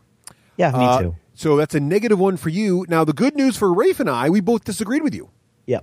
So it's +1 for Raef and I. So -1 for Craig, +1 for myself and Mr. Granger. Well done, Raef. A virtual high Thank five you. there. Well, That was easy. We didn't know where Craig was. I don't know what were you thinking there, Craig. I don't know what you're No idea. with hindsight being what it is, I think we can all agree that was a silly prediction. He's not a fan of him. Although, because of the Mage Knight board game did so well, you were probably thinking Magic the Gathering, the board game, would also do well. I don't know. Did Mage Knight do well? I have no idea. So this is an interesting one, Raef. Raef, what was your prediction in round 2 here? My prediction was the console wars, and I was of the belief that the PS4 was not going to be outsold. Xbox, I think, traditionally beat in the years past beat them. I think, is that right, Russ? No? Well, so yes. In the US. Well, so here's the thing. So you made an interesting prediction here. You said it was not going to be outsold by more than 10% worldwide. Yep. So worldwide, the Xbox really never does well against the PS4. It's only if you constrain it to the U.S. that the Xbox can occasionally beat it. Okay. So your prediction was good. You were right. It was tricky. According to an article I found in Forbes magazine around about last quarter, the PS4 has been outselling the Xbox One by 2-1 worldwide. Wow. So that's doing great. So I think based on that alone, we can say that you were correct. The Xbox did not outsell the PS4 by more than 10% worldwide. Were you able to find U.S.? No. Well, it's depends what you read right now. Like the U.S. articles are going back and forth. Like one of the ones I read said it's the Xbox is barely beating it, or the PS4 beat it last quarter, but then the Xbox just really trounced it on Black Friday. Then other articles are saying it's the reverse. So I don't know. Okay. I think the whole thing is I don't even know what's going on now. It's some kind of I think the way you're counting them now is all weird. It's hard to get a real number on these things anymore. I'm sort of regretting not getting a PS4 instead of a One. Really? So, I don't miss it at all. But although I really like, I'm not sure if I would like the Media Center. I'm so used to the Xbox Media Center versus the Sony. But anyway, well, that's a whole different episode. But anyway, okay. So good news. So the bad news for me was I disagreed. Yeah. Which means Raef gets an additional +1 point. He does. So and you get scores, -1, right? No, you don't get any -1 for being wrong on the agreement. So Raef gets +2, and Craig, you get +0. I'm so confused. Okay. No, you get +1. Craig, you get +1 because you agree. No, I know. I'm listening. Yeah, sorry. So, Craig sensed my strength in that one. Yes, That's Craig was right. with you. So Craig was with you. I played against your ex-boy fanboyism. You did. You told. I didn't catch the worldwide there. I should have because the Xbox never beats the PS4. See, I know it sells better in Japan. Yeah, see, that was well played, sir. Well played, Rafe. Thank you. So how we doing at the end of round 2, Craig? at the end of round 2, my math is wrong. That's where we are. Oh, that's Oh great. man, I'm already At the end of round 2, Russ is at 2. Oh, above 0. I'm sorry. At the end of round 2, Russ is at 3. Woohoo! How did I get 3? Rafe is at 5. Whoa! And I'm at 1. Oh, well, okay. That's It's still early. Not even a halftime yet. All right, so round 3. Okay, round 3. This is an interesting prediction, but I think I got this one. You guys see what you think. I said that in round 3, Wizards of the Coast. Now, you have to remember when this was being recorded. So this last year was being recorded in December. Okay, Dungeons & Dragons 5th edition had just released at Gen Con, or right before Gen Con 2014. The Player's Handbook was out. The DMG, the Dungeon Master's Guide, was not actually out when we recorded this, so that was still not even out. And I said, Wizards of the Coast would not fumble D&D 5e. In fact, it would further expand and generally to be considered one of the best versions of Dungeons & Dragons ever released. It will be more widely played than Pathfinder. This might get me in trouble here, but I think that's right. And we can check online via RPGNet and EndWorld to really kind of validate that. I think I'm right on this, just because I think the reception of D&D 5e has been insane, but that's my opinion on this. What do you guys think? Do you guys think I got this one or no? I do, yeah. So I'm trying to check on I cannot search or something. So I found on EndWorld they have a review page, and I found that the D&D 5th edition Dungeon Master's Guide on EndWorld ranks 92%. That's pretty good. Along with the Player's Handbook, and so on and so forth. All right. But for some reason, if I type in Pathfinder to try to search, because my Google foo stinks under pressure, it comes up no results, which I know is not true. Yeah, that's weird. So in any case, I think the spirit of mine was certainly right. They didn't fumble it. I mean, we can. Right. I don't know about the here we Pathfinder go. part, but go ahead, keep talking. all right. Talk So amongst yourselves. Craig, what did you think of my prediction? I agreed with you. Yes, as did Rafe. Yes, it was just a whole round of agreement. So it's +1 across the board. Yay. So it was apparently a softball. We were all feeling really good about D&D 5e. No change in the overall and I have to say, it is definitely. I have played more hours of D&D this year than any other game with my family. So I found it. Yeah. Okay. The Pathfinder, according to EndWorld, core game. Hold on, there's a whole bunch. Advanced 60%. That's the Bestiary. It's all in the 80s. So according to EndWorld, D&D's higher ranked. Yes. Yeah, they do have a couple above. Ooh, not by much. So the Pathfinder Advanced Player's Guide 90%. The Game Mastery Guide, I don't know what that is, 100%. Here we go. Core Rulebook 80%. Okay, so sorry. D&D wins. Okay, fair enough. All right. So cool. So Craig, what was your round 3 prediction? I don't know. Craig, double down. I might have been on some sort of medication. I don't know. What's going No on? idea. I said Fill Magic the everybody Gathering, the board game, is going to be a favorite in our gaming group and see multiple plays with multiple copies, like Spartacus. At least 2 people will own copies, and it will be played regularly at the store. Not only have I not seen a copy of this game ever, but we don't even play at a store anymore. So I was not in tune Not only that, with the future. is anybody in our group really talking about this? Can't wait for it to come out? Have they pre-ordered it or anything like that? I don't know. I have no idea what I was thinking, except that we have a lot of Magic the Gathering players in our group. We do. And they were having a resurgence with Dave's Cube around this time last year. Oh, the cube. I guess so. We have to rewind. I keep missing a my little bit, mute though. button. Sorry. We got to rewind because Craig, this is what I recall. It's like, I'm being Craig. These prediction shows, I don't know, guys. Okay, so Magic the Gathering, the board game, and I remember Russ and I scratching our heads like, huh? Craig just hates the predictions. All right, so unfortunately, you saying I was sabotaging myself? yes. No, That's quite possible. I think that you're like, these are so tough for me that you just pulled these 2 weird ones out of the air, and I think they stung you, because it's hard. You're like, I don't see it. All right. So Craig was wrong, so he's -1. Fortunately for Rafe and I, we disagreed with him. We were, again, what I the don't know heck are why you talking about? wouldn't agree with me. So we get +1 each. So -1 for Craig, +1 for Russ and Rafe on that one. The standings Craig at is- the end. No, it's not done yet. We have Rafe's round 3. Oops, sorry. So Rafe's round 3 prediction. Oh, Rafe, yeah, you're what right. was your so round mine 3 was prediction? a duplicate. Yeah, but okay. we do hide these from each other, so we didn't know. Mine was Star Wars will be well received by both nerds and regular peoples. Mm-hmm. And wait, did we say? Yeah, we said it would have a Metacritic view of 6.1 or higher. And again, a little too soon to know, but we all think yes, based on what we're hearing. Yeah, I think you're going to be right about this. So I think, and Craig and I both agreed with you. So that is +1 across the board. +1 for everybody, Craig. Yep. So, by the way, we got an email from our friend at victorypoints.com, and what was cool about this was he had some suggestions to even up the ante more, so for maybe next time. And one of them was, if someone predicts something someone else also predicted earlier or is very close, you can challenge them to a prediction duel, where the other person keeps adding details to the prediction to make it more and more specific. Ooh, that's So cool. The other guy backs down, and he wins the prediction. So I think we should try that next week. We'll think about that when we record the predictions episode.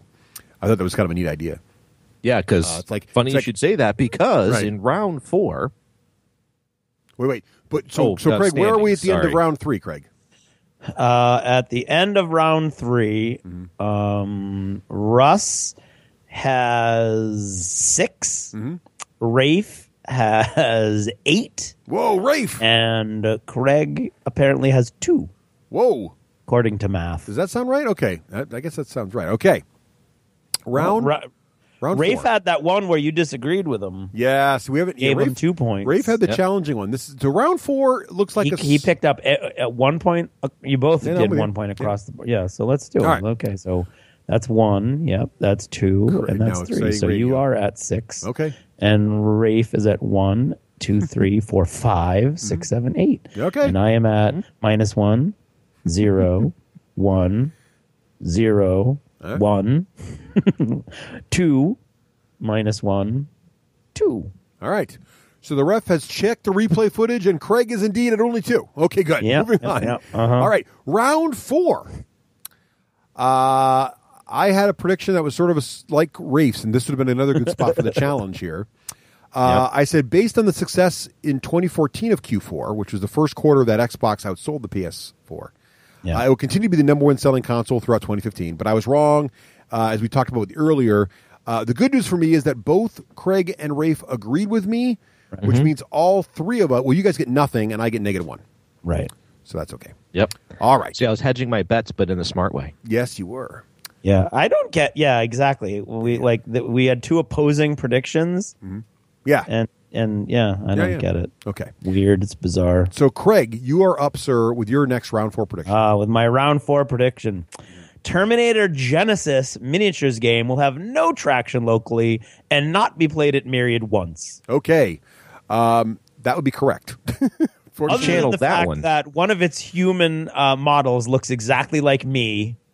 It had nothing to lend itself. It got no local play at all. So, fortunately for Rafe and myself, we both agreed with you. Yeah, so that would be change. +1 across the board for everyone. Yeah. All right. So, another softball, apparently. Rafe. Oh, by the way, also another suggestion he had was that if everybody agrees with you, you have the option to also up the detail on your prediction and see if you can get someone to disagree with you. Yeah, that is a lot of work there. Maybe. That is We'll a see. lot. I like it. I don't know. Okay, Rafe. Yep. Can you pay me for a week's worth of work to do that? Because No. It's in real time. It's just in real time. No. All right. It's in real time. Yes. Yeah. All right, Rafe. Yep. Okay. What was your round 4 prediction here? Our group, due to nostalgia to play miniature games, will run a miniature event that will start and finish 6 meanings, because we have this history of it doesn't finish. Start and finish, go for 6 or more weeks, and have 4 or more members of our group play in it. So here's the thing about this. I need a referee call on this. Yep. So your example is wrong, but there is an example that is correct. So the good news is both Craig and I agreed with you, Rafe. So we thought you'd be right. Yeah. The one thing I could think about was your X-Wing campaign, but I don't know if that's technically a miniatures game. I don't know if it's been for 6 weeks. So now it's going to be up to Rafe. So has there been another event? Adam, Well, I think it's a miniature game. Adam ran his Malifaux. campaign with the new Malifaux skirmish, like the little like the Necromunda version. That's right. I forgot about And that. he ran it to completion, and then he started it again. Yes. Yeah. I don't think X-Wing fits yet because we haven't X-Wing's not finished. done, yeah. Okay. So Adam, And I did say start and finish. good. So Adam won it for you there, Rafe. Nice. Yep. So that is but we all agree with you. So that is a +1 for everyone. In that one. So that is round 4. Craig, how are we doing at the end of round 4? How are we looking? Let me enter. Okay. At the end of round 4, Russ has 7, Rafe has 10, and Craig has 4. Wow, Rafe, you're killing it. Killing it. Maybe he's untouchable. But let's see what happens here. Maybe Anything happen? 2015 is the year of Rafe. I know. I like the idea of double jeopardy after round 5. That'd be kind I'm of good at this. Okay. All right. So here's my round 5 prediction. I was feeling optimistic, apparently. I'm a little disappointed about this, really. I predicted that I will win as Overlord in I thought so too. in at least one Imperial Assault campaign. Now, unfortunately, I was wrong about this, mostly because my Imperial Assault group fell apart due to the inexcusable excuse of having children. Two of my players in my group had kids this year. And one of them Those is yet to darn return, babies. actually, from that. Yeah, something about, raising a kid being an important priority in your life. I don't really understand it thinking, really. But in any case, That's bullhorn. I was wrong. Craig, did you agree or disagree with me on this one? Well, Russ, I disagreed with you and had no faith in you at all. You didn't. And Rafe... I think that was an attempt once again to sabotage myself, and apparently it worked in my favor. Rafe agreed with me, I thought you were going to win one finally. which means I get -1 and Craig gets +1 and Rafe gets 0. 0. Yeah, so there you go, Craig. That's sort of a 2-point swing relative to me there for you. There you go. All right. I'm about to get more than a 2-point swing. Now, buddy. Okay. So, Craig, Yes. what was your prediction in round 5? In round 5, I said 3 of the following 4 movies will make the Box Office Mojo top 5 movies of 2015. Avengers: Age of Ultron, Star Wars, The Force Awakens, Jurassic World, Knight of Cups. What the heck is Knight of know Cups? what Knight of Cups What is. the heck Is that? is Knight I of have no Cups? idea.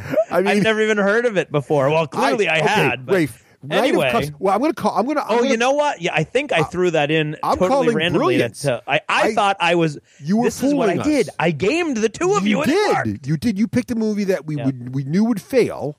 Yeah. And we didn't catch that it was 3 out of these 4. So That's one right. of them was fake, and Craig really predicted only 3. And now, but here's my thinking: I really didn't think Jurassic World was going to do that well. Yeah, that was my wager. That was the wager. I part mean, of that. Star Wars and Avengers was kind of a no-brainer here, but Jurassic World, I was like, it's not going to be one of the top 5 films of the year. well. And now it is. At the moment, it is. I think it's Avengers then Jurassic World. But in any case, they're both really high up there. Right. So, I said top 5, so I didn't need top 3. Again, we got to spend a little bit of faith here because Star Wars has not come out yet. but Just by pre-order sales alone, has already. it's almost certainly to be in the top 2, if not the top 1. Yep. Right. So, Yes, just based on pre-sales, yes, it's so positioned Craig, itself to be in the you top are 5. correct. And here's the thing. Yes. Rafe and What's I the thing, Russ? both What is disagreed the with you. thing? We both disagreed with you on this. We were certain you were wrong. That is right. So how many points do I get for that, Russ? That is +3 for you, sir. 3 points, Russ. Thank Nice. you. Wow. He's back in the game. Boom. All right. So round 5, Rafe copied one of my predictions. Rafe, what did you say? Well, I didn't copy it. D&D 5e will be the best edition ever by fans, according to N-World. Not sure how to figure this out. Well, so you I'm have on to, N-World now. Yeah, you'd have to go look at D&D 4th and 3rd and 2nd. Well, that's what's funny is I can't seem to pull up any other ratings, just D&D 5. So I don't know if you want to check it out real quick. This is hard to quantify. I would say most people I talk to, with the possible exception of Ian on the Nerd Herders, because Ian is just Mr. Old School. Most Even people, he likes. but is it? But do you like it the best though? Is it Yeah, better than because second here's- for him? Because he likes Yeah, second. a lot. because Ian converted his AD&D second that's over true, to yeah. 5e. then I would say if Ian likes it, then this would count. Yeah. I like it. So I personally feel 5e really is the best edition of Dungeons & Dragons ever. It feels like the culmination of all the years combined into a really good package. Yep. So they nailed it. So now the good news for Craig and I is we both agreed. That's right. So this is a 1 point for everyone situation here. Yeah. That means in round 5, I got 5 points. Wow. Whoa. So what's the score now, Craig? The score now at the end of round 5 is Russ 7, Raef 11, Whoa. Craig 9. What happened? What? That was a good round. It was a good round. Oh, man. Anything can happen in this game in the new high-tech scoring system. So let's see what happens in round 6 now here. I thought Craig was almost down and out, and now I'm liking my bonus prediction, though. The next one. All right. My God. So here is my Magic the Gathering prediction. Here it is. So apparently I was a little, I don't know what I was thinking exactly here, but, seeing into the future is hard, apparently. So I predicted that the new Terminator film, now remember, this was recorded in December 2014. Yeah. The new film, they've shown some trailers. The new film, Arnold Schwarzenegger's back. It's not going to, how can it be as bad as the last Terminator? This is going to be great. Terminator's back. I said it will be amazing. And by definition, I meant that on Metacritic, it will have an 8+, 80% or higher rating. Wowie. I was a little bit wrong. It came in at 3.8. Wowie. It's an unmitigated flop, let's be honest. So I get -1. Now, Craig, did you have confidence in my prediction here? I had no confidence. See? Raef, no confidence. And Raef, you agreed with me, though. You thought I somehow got sucked into the Russ vortex. You thought I was going down this one. So that means I get -1 and Craig gets +1 and Raef gets no change for Raef. No change for Raef. Raef. So Craig is, Yeah. on the warpath. So what I've learned here is not to mess with Craig on the movie front. Is pretty much what I'm learning here. So speaking of movies in round 6, Craig, what was your next prediction? I said that the Marvel Universe would replace Harry Potter as the highest-grossing franchise of all time by 2015. Yes, and you even gave us a link to Wikipedia under the list of highest-grossing films, and then there's the section for franchise ranking. Yep. And Marvel popped up over Harry Potter. And sure enough, it did by a substantial margin, actually. Yep. So Marvel is now the #1 franchise for movies. And Raef, what did Sadly, you think? you all agree. Yeah, we both agreed with you on this one. So it's a +1 net across the board. Easy one. I didn't think it was easy, but apparently it was easy. Yes. I thought it was easy. All right. So, Raef, what was your prediction in round 6? Okay, I'm calling shenanigans on this, too. But what were you thinking? First. What were you thinking on this one? Well, I think it's a typo, but it's not a typo. I think it is. Go ahead. So Okay, I'll explain why. Yeah, All right. Yeah. I said Russ will have 12 more D&D 5e sessions. Now, Russ has written here, or somebody has written here, in my house with my family. Yes. False.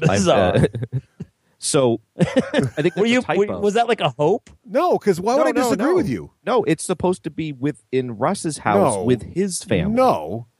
Oh, yeah, because you've never. Oh, Russ, I don't think you've even played a game in my house ever. Right. So why would I have done that? But why would I? Oh, so I think. I think you wrote it in the first person. Oh, Russ. did I write it in the first person? Right. Okay. So all right. I was gambling that your D&D, your girls were so into it. Yeah, I have. That you. You might be right about that. Actually, you would keep playing. Oh, wow. 12. Yes, I've played over 100 hours with them. So it depends what you define as a session. I don't know if I've quite done 12. But then why would we have both disagreed? I don't know, that but doesn't make any sense. Well, I've definitely done like all day Saturday sessions for 12 hours multiple times. So if you broke those down into, because it really depends on how you define a session, right? So I don't know if I've played, one session a month for 12 months, but we've definitely played.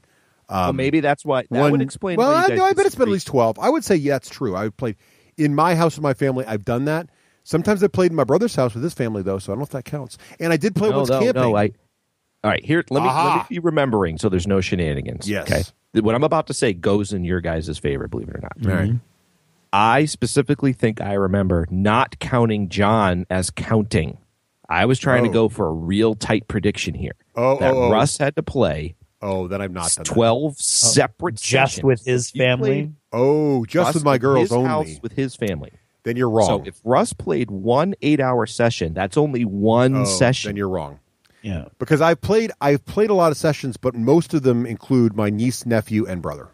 No, that's fine as long as they were in your house. That's your family. But they're also sometimes in his house. And That's they've been, no, and no. they've been Then canceled. that doesn't count. Okay. As Then a session. I don't think he got quite 12 then. Okay, so you So didn't good play. news. You didn't play once a month. I did, but At not your always. house. Not always in my house. Sometimes it was at John's house. Okay. Yep. Okay. Then I failed. Yes. You made Which it would too tight. explain, Craig, why you guys disagree. Why we both Well, we disagree. both disagree because you made it Right. very particular. Yeah. Right. Aha. Okay. So good. So you did try to get the bonus points here on a really tough prediction. Right. We both disagreed with you on this, and due to the tightness of your prediction, you were wrong. But A for effort on that. So you get a -1, and Craig and I both get +1. Yep. Nice. So at the end of round 6, after that rather complicated prediction from Granger, there, where are we now, Craig? Going into the final round. Going into the final round, Russ has 8. Rafe has 11. Oh my goodness. Craig has 12. Whoa! What? Craig, Yeah. come from behind the tree. Cinderella story. Yeah. Here we go. I don't think round 7 is going to be kind. Okay, here we go. So, what I predicted in round 7, I was trying to be optimistic here, Rafe. And I said that you and I, Rafe and I, will at some point get into a multi-week 4+ session, as often as Rafe is available, War Machine Hordes Challenge. So the idea here would be that Vlad and Stryker would go at it again here for a more than one time show. We did get a few games in this year, but I don't think we ever got 4. We did? I don't even remember playing once. We played at least twice, but I don't think we played more than twice. Yep. Okay. We definitely didn't get more than 4. I know No, that. we did not. So I was wrong. And Rafe, though, you thought this was going to happen. You agreed with me. And Craig, though, was the wiser man and said, "No, I know. you will fail." I had no faith. So I had get no faith. I get a -1, and Craig gets a +1 on that. Now, this is subtle, Yes. okay? Craig had real guts on this, I think. Yes. Because here's the two of us. We could have made this prediction happen if we That's wanted. true. But Craig was like, nope, it's not. No, gonna actually, what happen. I thought was that my disagreeing would be the impetus that would drive you to both to do this. Yep. I was trying to be a good friend. Yeah. Yeah. Yeah, good friend until the end when you win Right. Well, in your sneaky, devilish way. All right. Speaking of winning, Craig, how did you do in your round 7 prediction? What did you predict? Not so good, Russ. Not so good. I said GW would make a profit in 2015 after lose money over the last 2 years. Again, did not take into account them killing their own universe. I know. Where was that prediction? I wanted to be. I wanted to own that a bunch prediction. of people said that. Didn't you guys know anything about what was going to happen with GW? The rumors were everywhere, but that went right But under we the didn't radar. see it. On That all would have three been the of us. prediction. GW will destroy Warhammer Fantasy Battles in every way. Well, there's a debate there, but still. Unfortunately, for Craig and GW, we looked up. Bell of Lost Souls does run the financials, and the fiscal year ends in July, well after our prediction. And came out, and GW's profits were -3% for last fiscal year. Wow. So Which there's is actually not that bad considering. well, it's they're not turning a profit, but they're not going away tomorrow either. So considering they killed Warhammer 40. yeah, well, I don't even know that the full impact of the fantasy thing had hit in by July. hit, yeah. That really launched in the summer, so I think we'll see more of that. That may have saved them from. They sold a lot to begin with. I don't know if it's still flying, but anyway. But man, if they had just not done that for another year, one of us that would have been another all huge right, swing. I'm going to make a short-term prediction. One of us will make a prediction about Warhammer, about Age of Sigmar next week. You think? Okay, so I said Craig was wrong. I felt GW was still on the wrong trail, so I said disagree. Rafe, you were with me on that? Yep, I was with you on that. So we both disagree with you, Craig. So that means, unfortunately for you, you get -1, and Rafe and I each get +1. Yeah. Yes. That was rough. And the final question in round 7 was from Rafe Granger. Rafe, what was your prediction in round 7? My prediction was Craig's writing prowess was going to continue to grow, and he was going to add another stable of another publisher into his stable of horses. Right. And we listed those current publishers to be FFG, Spartan Games, Outlaw Miniatures, and Winged Hussar. And meaning he had to add one more in addition to that. So, Craig, do you So, or Craig. do you not have an additional publisher right now? I do not currently at this moment in time have an additional. You know, publisher. technically, self-publishing would count here. I didn't self-publish. Okay, all right. So, Rafe, you were Winged wrong. Hussar did the Extra Life story. Yes, right. Fair enough. So how he's saying that makes me think I want to have an audit in I want an audit. 4 days or something. No. There is currently nothing in the works for me. I think he'd be honest on say this, that right? I He'd be add honest on something. this. I would not. I wouldn't, because you know why? Because I'm superstitious. I wouldn't want to jinx myself. So here's the bad news. I mean, there are hopes and dreams, but there are nothing more than hopes and dreams right now. So unfortunately, nobody has approached me. Nobody has said anything. All right. So unfortunately for Raef, it's -1. I agreed with Raef, so I scored nothing. But Craig disagreed with Raef. I did. And so Craig, you get +1 for that. And I only had to turn down 3 jobs to get that point. Oh, awkward. Right. Turn down. I'm superstitious, but I'm not an idiot. Turned down $500,000, but won the prediction episode. I won the prediction episode. All right. Woo! Okay. So at the end of round 7, Craig, where are we? Who is in the lead? Well, Russ, it's interesting you should ask. Mm-hmm. At the end of round 7, in 3rd place currently, is Russ with 8. I used to be good at this. In 2nd place currently, with 11, is Raef. Ooh. And in 1st place currently, with 13, is Craig. Okay. Wow. But now comes the spoiler question. So, Craig, looks like congratulations in order, but wait. But wait, there's more. There's the bonus round in which each of us must predict who would be in the lead at the end of round 7. And being correctors worth 1 point. Now, I predicted that you, do you Craig, lose a point, or is it just worth it's just a point? You gain if a you point. Just gain a point. Okay. So I predicted, Craig, that you would in fact be in the lead at the end of round 7. So that was +1 for me. Craig, and so that would be, we'll put that here as bonus. I'm at 9 now. Put this here as final. Which can't help me at all. And Russ is indeed at 9 Didn't now. break the double digits this year. Not my year. Craig, who did you think was going to win this one? I said it was going to be you, Russ. I was not going to buck the thinking? trend, so I did not get a point for that. You were so still I in the am Magic the staying Gathering mode, at apparently. Lucky 13. I was in Magic the Gathering mode, indeed. And Raef, who did you predict would be in the lead? I predicted that Craig would pull it out, as he always does. Ooh, so Craig. I've never won this before. You have. Yes, you have. You won last year. Really? Oh, yeah. Yeah, you've won. Yeah, you win more often than you care to remember. Really? Yep. I do. Clearly, Why do you think we're predicting you're going to win? Yeah. All right. So Raef gets +1. So where does that put Raef? That means for the 2015 predictions episode finale, the final score is Russ at 9, Raef at 12, Craig at 13. Oh, congratulations, Mr. Gallant. Yay, He wins again. I am the champion, my friends. Wow. Okay, well, there you have it. That is the predictions from 2015. And now we're going to hear a few words from Total Fangirl and some guy named Hollywood. When we come back, we will make our dastardly predictions for 2016. Or wait, 2016. This is Total Fangirl. Regular Jane most days, Total Fangirl when the moment strikes. Han shot first. Starbuck is a guy. And Lestat, now there's a vampire.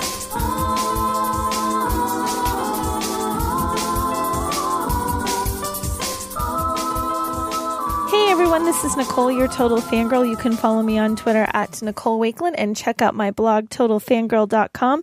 This week's shout out is to all of our wonderful supporters over at Patreon. Head to patreon.com/the D6 Generation and you too can support the show. It's Christmas time, everybody.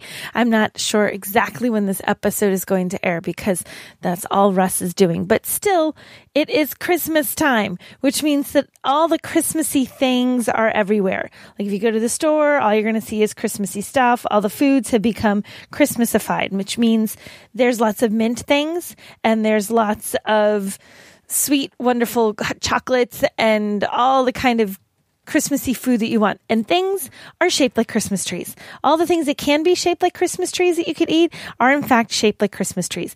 One of my favorite foods is shaped like a Christmas tree for Christmas. Those are Reese's peanut butter cups.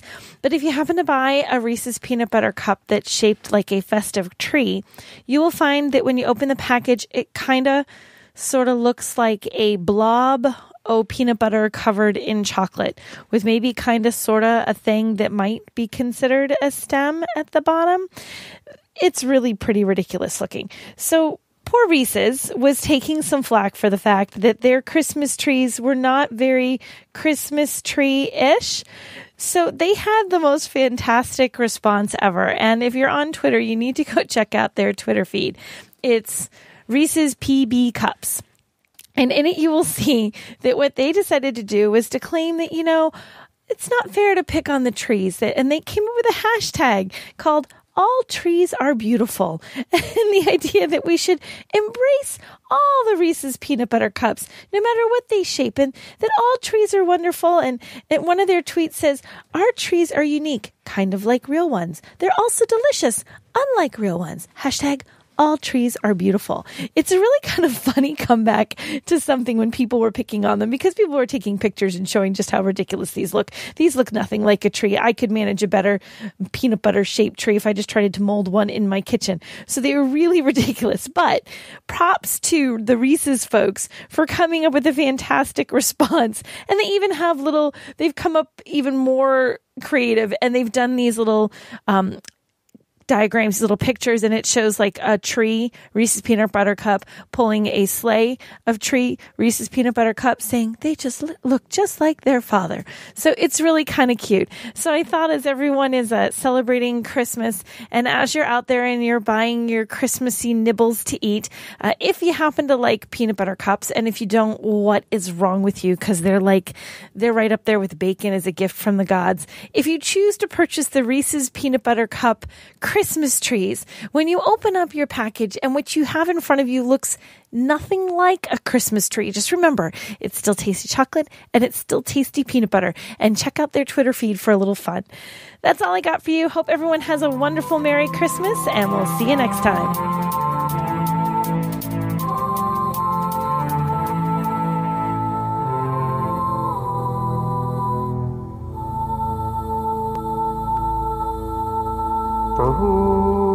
Hey, you know what that sound means? It's time for Vic the Viking. And Craig, the War Store, bringing the war to your door for a decade and more, almost 2 decades. It really has been. And you know what I love about the War Store? This is the thing. So, all right, I got to talk really quietly now because I had to get my kids some Christmas presents. Okay. So I was working on the Christmas present project. Anyway, so I need to get some certain critical miniatures for myself for my Beyond the Gates of Antares game. Also, one of my daughters really, really, really wanted War Machine models in time for Christmas. And I was like, how do I get this stuff fast and make sure I get it? My local gaming store, sometimes when I order stuff, I don't get it quickly. They don't carry everything anymore. It's hard.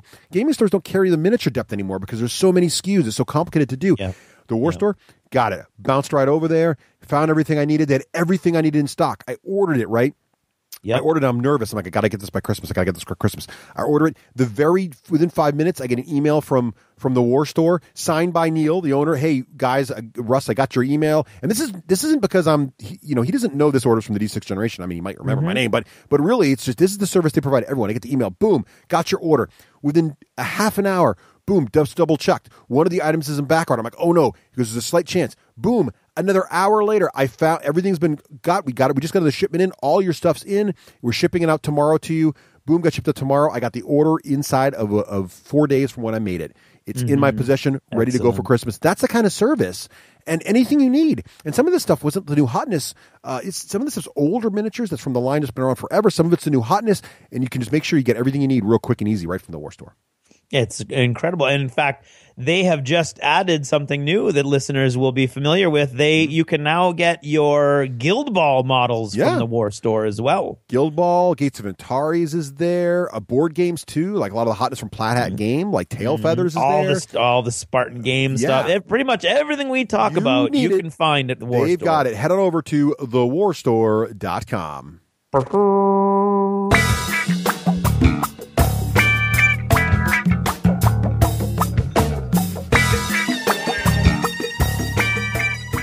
I'm Raef, Hollywood Granger, and this is the Hollywood Minute.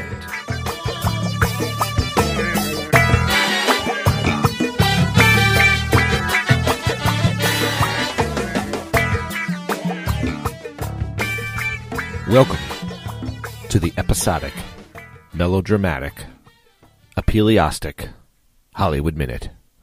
I'm your host, Raef Hollywood Granger. Well, due to the vagrancies of the time-space continuum, I'm recording this after recording the predictions episode. That was a great episode.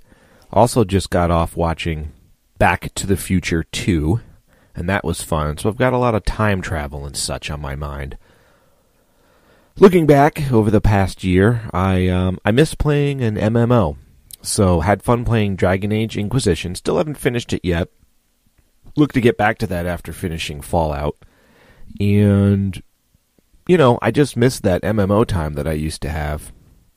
So I did some scrying looking into the future. And Star Citizen is supposed to launch in 2016. I did back that on Kickstarter, so I do have the ability to play the game. I have tried sort of some of the modules that they've released. You can play different parts of the module. You can get inside your hangar bay. You can do dog fighting. It's a space simulation, supposedly, in the, it's kind of the ilk of EVE in that it'll have a persistent universe in a player-based economy, but with a first-person shooter, real physics of the ships flying. You can have multi-crew ships. So it sounds really good. Again, the playable game is supposed to launch 2016, but they do put out different modules. It's under Roberts Space Industries. I haven't played too much of it because I'm going to need to upgrade my graphics card. I have everything else in place. Processor's fine, memory's fine, but the graphics cards, I need to update those and just haven't done that yet. So I'm looking forward to that in 2016, and again, looking forward to playing some Shadows over Brimstone. I'm working on getting that game set up with some local players here, Pranav and Matthew Mangy, and I'm hoping that maybe a couple more of my local friends will want to play. It's a Flying Frog production game, and it's looks like a dungeon crawl with a futuristic horror. I don't know if futuristic's the right word, but with a Western horror mix to it. So I'm looking forward to doing that. Looking forward to playing some more X-Wing. I haven't been able to play over the past couple of 3 weeks. The third Tuesday in the month is slated for X-Wing, and I've had some conflicts due to the holidays, and one of them is a buddy of mine from college is coming into town that Tuesday, so I'll be checking him out and catching up with him. But yeah, looking forward to that. Fallout is really fun. Fallout 4 is very fun. After I record this, I'm going to log some hours with that. Also, looking back over time, it's been fun. I've been watching with my daughter The Brady Bunch, getting that over Hulu Plus. And that's been fun to watch some old episodes of that. Just kind of some good old wholesome TV, and the kids really dig it. We watched Leave It to Beaver for a while there, too. That was fun. I'm going to see if we can find the Andy Griffith Show next. That's always a weird time swap, huh? To see old Ron Howard as Opie, and then to, of course, see him in Happy Days, and then see him in his success as a director of all the great movies that he does now. That's a fun time warp to look at there. Yeah, you know what? I mean, why push an episode? I can't think of anything else to talk about, really. Push a segment. If you do want to follow me on my work bent, I've got another monthly podcast I'm doing. It's through my BNI group. It stands for Business Networking International. And I host a podcast along with Tim Roberts. And what we do is we talk about business books. And we talk about them on the vein that we've read the book. One of us has read the book, and it's as if we're talking about the business book over coffee. So it's meant to give a non-reader of the book a couple kernels of what we took out of the book, and we go ahead and enjoy talking down some cow paths or not. If we wander, we don't stop ourselves. The show's supposed to go for about 30, no more than 45 minutes, and you can find that podcast feed over at, it's called The Power of One. So you can find it right on that website, The Power of One, or you can find it in iTunes called BNI, The Power of One. I'm not on the website yet. We've got 2 shows in the bank. We're looking to do a show a month, and I would love it if you guys would want to check it out if that type of thing interests you for listening to some business reads. And also feel free to leave us a review of that over there on iTunes. That would be awesome. Tell me what you think. If you want to follow me on the Twitter, I'm on the D6G Hollywood on Twitter. And that's it for this episode. Hey, by the time you guys hear this, you'll either have just had a happy holidays or about to have a happy holidays. Again, I got to catch up with Russ. I got to get in my DeLorean and fly up to the future to see when these recorded and which episodes they get tagged to. So either way, happy holidays. Until next time, happy gaming.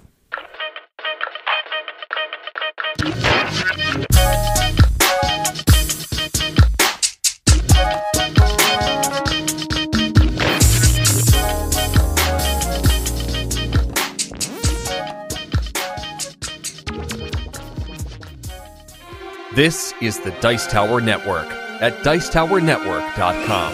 Hey, welcome back, and now it's time, Raef and Craig. Yes. It's time for one of the most highly anticipated, and I have no idea why, episodes of the year. It's now, earlier we already did the results of last year, and we've looked to the past, and now it's time to look ahead. Yep. To look to the future, to put out our crystal balls, to put on our little goggles of future time telling, our sonic sunglasses, if you will, and Nice. And take a look at what's coming down the pike here. Now, just for those of you who skipped ahead to this part and did not listen to last year's, you will have missed the rules. Yes. So it's very important we get the ground rules correct here for the predictions episode. Now, we're going to do, each of us has prepared 7 predictions for 2016. Yep. They are in separate documents. None of us have seen or pre-shared with the other anything about our predictions, right? Indeed. Right. I don't know what Raef has written down. He doesn't know what there may be duplicates. We don't know. Yep. Okay, so here's how we're going to do this. Now, we've written these in with the scoring in mind, and the scoring is that, first of all, the rules are all predictions must be quantifiable. So we should have written our predictions in some kind of way that we can verify if they actually happened or not. You can't just say, movie X will be awesome. That's not quantifiable. It's say movie X will be above 80 on Metacritic or something, Second of all, each prediction that we get correct is worth a point. But it's worth an additional point for every host who disagrees with us. So what's going to happen is Raef's going to make a prediction, and then Craig and I will say disagree or agree or no opinion. We have 3 choices. If you're an idiot. If for each person that disagrees with the predictor, it means they have a harder prediction. So if they get it right, it's worth +1 point for everybody who disagrees with them. If you agree correctly or disagree correctly with the person making the prediction, you yourself get +1 point. Yeah. But if we say no opinion, we get -1 point. So there's really no reason to have no opinion. Right. Right. But being wrong is going to give your opponent bonus points. And of course, if the person making the prediction is incorrect, -1 point. And all the information we're using for our predictions must be public. We cannot be using any insider information, like Craig can't predict anything about Winged Hussar that he knows about. That he knows about, right? Right. That would be legal. And there were a couple of optional rules that they recommended for this year. One of them was the boost rule, which I'm prepared to do, which is basically if So what is it? Okay, so if you make a prediction and both of us agree with you and you realize it's easy, you have the option to boost your prediction to make it a little more tightening your focus. Exactly. So let's say I think movie X is going to be great. It's going to get a 70 on Metacritic, and we both are like, yeah, of course it is. I'm like, oh yeah? Well, would you agree with me if I said it was going to be 90% on Metacritic? Then you got to make a call. So you can do that kind of stuff. But wait, I'm a little confused. Yeah. Because does that mean then you're then thinking it's 90? Because you're not. Well, I've just increased my confidence. I'm like, oh yeah, I'm so confident. I'm going to say 90.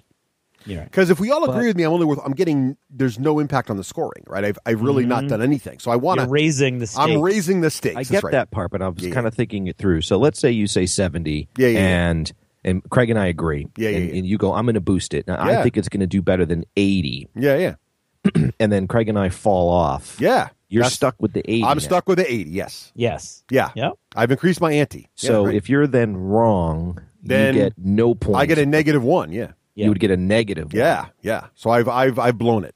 Yeah. So not only do you get a 0, but you get a negative. That's pretty. It's poker. Well, you get a -1 if you make a prediction and it's wrong. Right. Yeah. All you've done is you've changed your prediction to be harder. Yeah. Right. Let me explain it as the current winner. No, just right.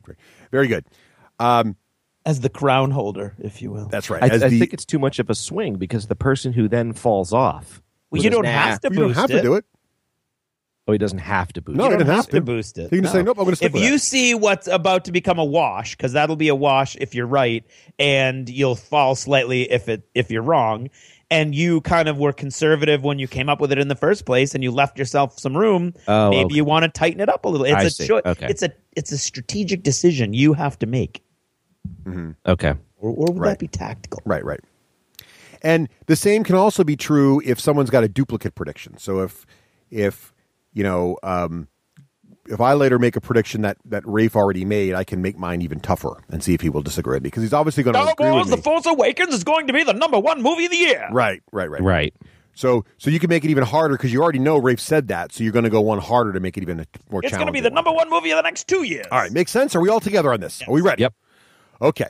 So I will also be official note taker here, since Craig is kind enough to every year actually Microsoft Excel do the scoring. I will do the note taking, the official note taking. I'll write right here in the Word document here we're sharing, or the Google Doc. Good. So round one, Raef, why don't you go first? What is your round one prediction, Raef? All right, 2016. Here it is. What's going to happen? I started off with so I always have little categories. So this is my movie category. Okay, it's going to surprise you. Okay. Ready for this? Yeah. Yep. The movie Deadpool will not do that well. Now, don't worry. I like to add all the fluff, and then I've got your Metacritic at the end there, Russ. So don't worry. Deadpool will not do that well, which is sorry to say because I do love Ryan Reynolds. Yeah, look, I don't know. The preview was kind of funnier than I was expecting it to be. The preview made me want to watch it for the first time. Me too, and I was not really interested in that movie. No. All right. Well, here we go. This will be a good prediction for me. Okay. Right. Comic lovers will go see it, but it won't be liked by, quote, regular moviegoers. And it will score a 6.3 fan score on Metacritic. Exactly 6.3? Or above, sorry. Or higher? Or above. Well, that's not saying it's not going to do well. That's saying it's going to be it's going to do well. No, then I'm saying it, wrong inside my head. Below 6.3 would be bad. So you're saying 60% or less. People are going to review it with a 60 or less. They're going to give it a D or worse. Yeah, well, I looked up Terminator, right. Genesis, which was a 6.0. Right. And I think it's going to do slightly better than that, is what I'm trying to say. So why don't you say less than 7 or less than 6.3 or below? Right. Or 6, yeah. Pick a number, but you're looking for a number or below. Is right. Yeah. I think it's going to be, I like 6.5 or below. And I can cut and paste this in. I got it. The Metacritic public score will be less than 6.5. 6.5 or less. Right. Yeah. All right. So, Craig, what do you think of that? I disagree. I think it's going to be better than that on Metacritic. On public Metacritic, too. It's not the critics. It's actually the public. Fan. So, all Craig, of mine are fan-based. I don't know. Man, that's a good one, Raef. I can't quite. You picked an interesting number there. That 6.5 is a sweet spot because it could be a pretty well-loved, fun fan film and only get but it's by the fans, so I don't know. That's what I'm saying. Public score. I'm going to agree. Oh, I'm going to agree with you on this one, Raef. Now we got a game going. So look at that. So because right one off of us, the bat, Raef, your first thing is worth 2 points. And because one of us disagreed, you don't have the option to boost. So there you have it. Oh, I see. Okay. All right. Okay. Now it's time for round one. Let's go with you. You want to go next, Craig? Or want me to go next? Sure. No, I'll go next because it's intriguing. Mine's intriguing now. All right, here we go. Okay. Now we have a game. All right, here we go. Deadpool. Ooh. The movie Deadpool. Okay. Looking at it from a totally different perspective. I think it's going to do pretty good, but it is not going to break into the top 10 most successful Marvel Cinematic Universe films, according to Box Office Mojo. There are currently only 12 Marvel Cinematic films on Box Office Mojo, so it's not going to break into the top 10, I don't think. All right, interesting. So it will not be one of the top 10 Marvel films. No, that means that means basically it's going to be in Hulk territory. Oh, interesting. So, wasn't there some sort of tied mechanic regarding this too? No, that's if it was the same. This is not. He doesn't have the same prediction. He's got a different prediction. No, he's got this. I'm dealing with the same movie. This is a different prediction about it, though. So, Raef, what do you think? Is it going to be one of the top 10 Marvel films? No. Nope. So you are agreeing with Craig? Yes. All right. And there's your link. I will also agree with you, Craig. So you have the option now to up it. You could say like it's going to be the worst out of the bunch, which would mean it would be worse than Hulk. No, to be honest, I thought I was being very I thought you were both going to disagree. No, I'm going to agree with you. It's not going to. Well, what's the 10th movie now? What's the 10th movie right now? The 10th I should say this. I put this in my notes, but not adjusted for ticket price inflation. Sure. So what's the 10th movie right now? Let me. That's really what it's asking. At the bottom. Is it going to be better 10 than? is Captain America: The First Avenger. Oh, it's going to be worse than that. How can that be 10? Oh my God, That's 10. That's a great film. Okay, There's only 12. Only Ant-Man and the Incredible Hulk are below that. So I'm saying that it's going to. Yeah, no, it's not going to beat Ant-Man or the Incredible. That's a softball. It's not going to be any of the Avenger films. It's not going to be Thor. It's not going to be. Yeah, I agree with you, Craig. I agree with you. Really? Yeah. Okay, totally. then I'll boost by saying it'll be the lowest. Yeah. Lowest. So now he's saying it's the lowest, Craig. Yeah. Now I'm saying it's the lowest. So it'll be lower than Hulk. Yeah. It will be the at the bottom of the cinema, lower than the Hulk. Yeah. Okay. Disagree. Yeah. I also disagree. There you go. All right. So there you go, Craig. So you may have lost the point there, or you may have just gotten 3.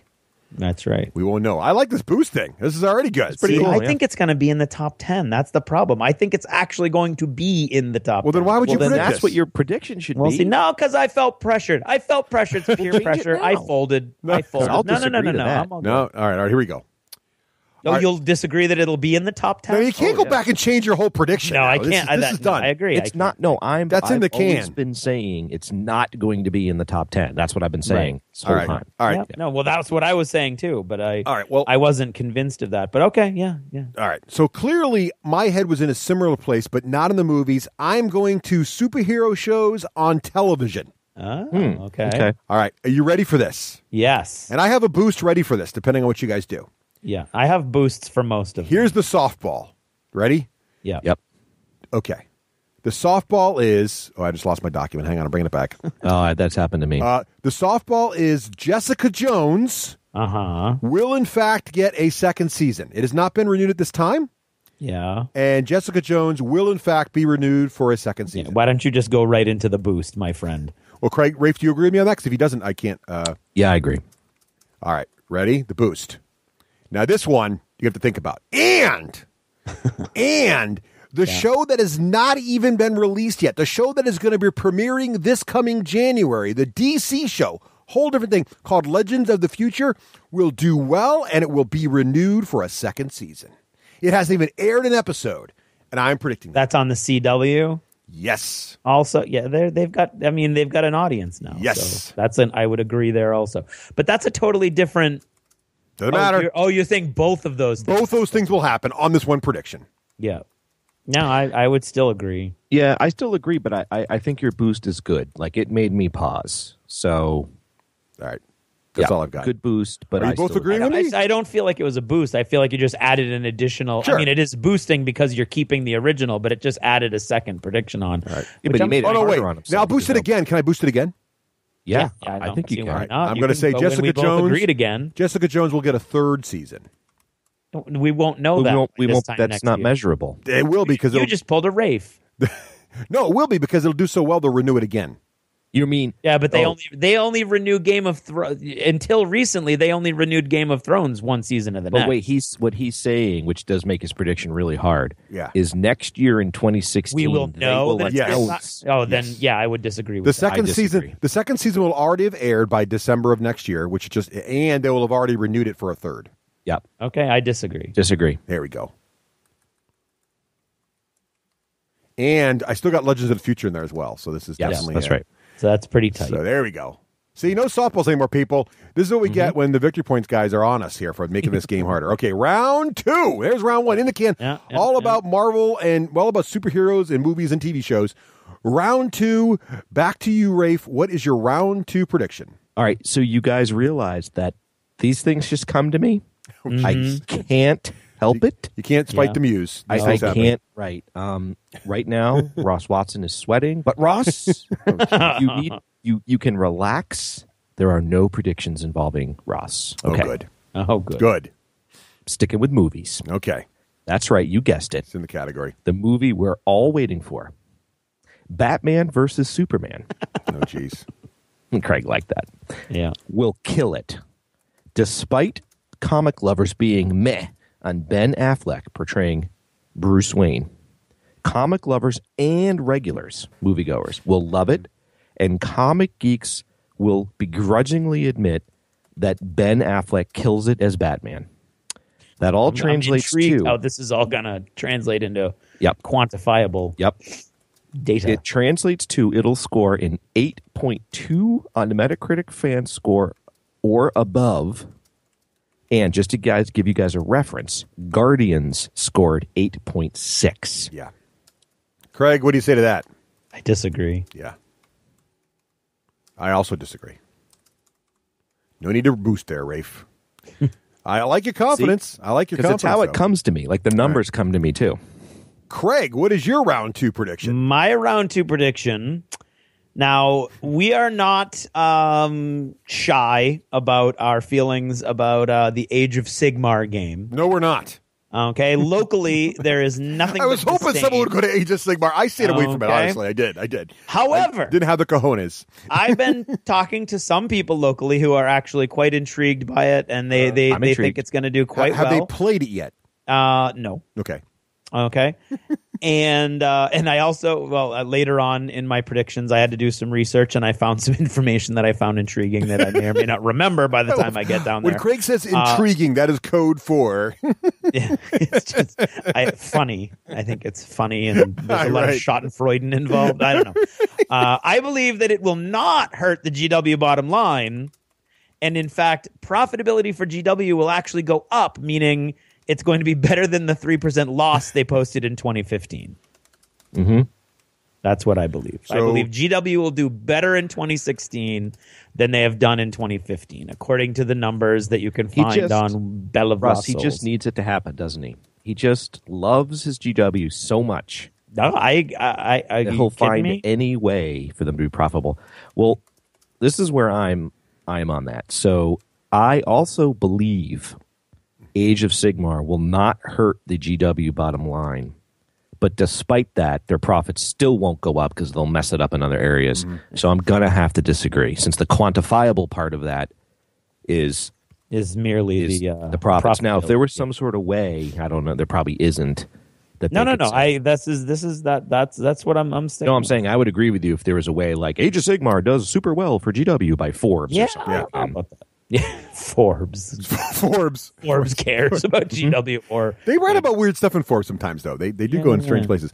I'm going to also disagree with you. I have some other thoughts in a sort of a tangential prediction. I disagree with you. I think I don't know about Age of Sigmar or not hurting them, but I think their profits will actually continue to decline. Yes, I do. Unless they have, now that's risky because they could have major layoff. When you have major layoffs, you can then make your profits go up by just cutting your costs. That's right. So they could go that way. But I know you're talking about profit margins. But I think they're I think they're in trouble. I think they're on the way out. I think they're in trouble. You think the big whale is slowly sinking to the bottom? I think the narwhal is giving up its vitamin C. Yep, I do. Yep. All right. It's found its Captain Ahab. Right. All right, my prediction. Raef, you and I had made a mental connection. There was like some kind of connection. For I, too, had some thoughts on Batman versus Superman around 2. Mm-hmm. I did. However, I had a slightly different take on the quality of the said film. So that's why, this is kind of why I had to disagree with your call on Batman versus Superman. What was my exact wording? Let me see here. Batman versus Superman will not be well received, i.e., it will suck. Okay. But I gave myself a little wiggle room here. I said it will do less than a 60% on the critic side of Metacritic. Yeah, those critics don't know nothing from nothing. Can you give me any benchmarks? Like how did the critics score Guardians or something? All right, hang on, let me go to Metacritic. Going to Metacritic now. Going to Guardians of the Galaxy. Well, didn't you say that was an 8.3? No, but that was fans. I only look at fans. Oh. Those critics aren't normal people. No, they're not. I look at fans when I'm looking at whether or not I'm going to like. I can't spell the word Guardians. Apparently, I got too many I's in there or something. Oh, what a shocker to Craig and I. Here we go. Why is it not on the list? Oh, movies. Why is it not showing up in the Metacritic? Can't find it. Guardians of the Galaxy. What the hell?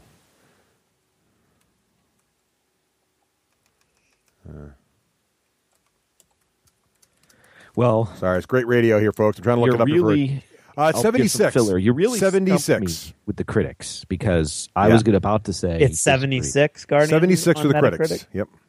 Right. I'm saying less than 60. All right. So and it got an 8.6 fans. Yes. So it was like a 10 factor of 10. Yeah. Yep. So that would mean if the critics get a 60, Hey, wait. the fans Let me help you out. 70. Let me help you out. I'll make it a 50.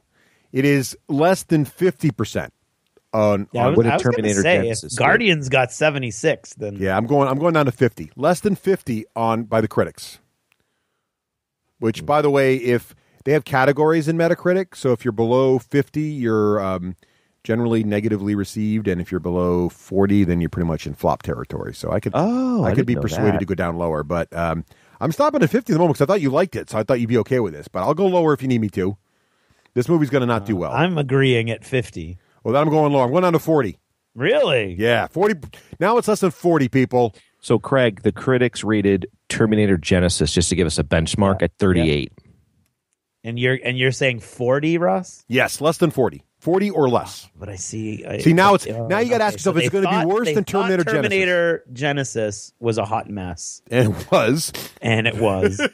So now you got to ask yourself, is this movie going to be how much of a hot mess is Superman versus Batman? Oh, it's a hot mess. I'll disagree with you, Russ. Disagree? Okay, good. I'm in. I can't change it now because Craig's I'm in disagree. All right, nice. I like it. I mean, I'm disappointed. I hate to be a negative guy, so I'm sad the movie's not going to do well. I found almost all my predictions this year are negative. Oh, I've got some positive ones.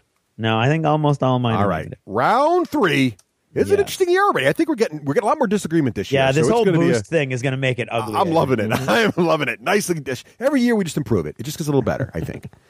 Okay, we don't improve it, but other people improve it for us, which is audience participation. We love it. All right, so back to Raef in round 3. Raef, what were you thinking? Okay. This one's simple, but I do have to give you full disclosure so that you can bet accordingly. Right, of course. I will play Shadows Over Brimstone, the game by Flying Frog. And when I say Shadows Over Brimstone, I mean anything in the expansion or whatever. Not that specific thing, but that game in any and all of its expansions. 4 times in 2016. I'm saying at least 4 times in 2016. Yep.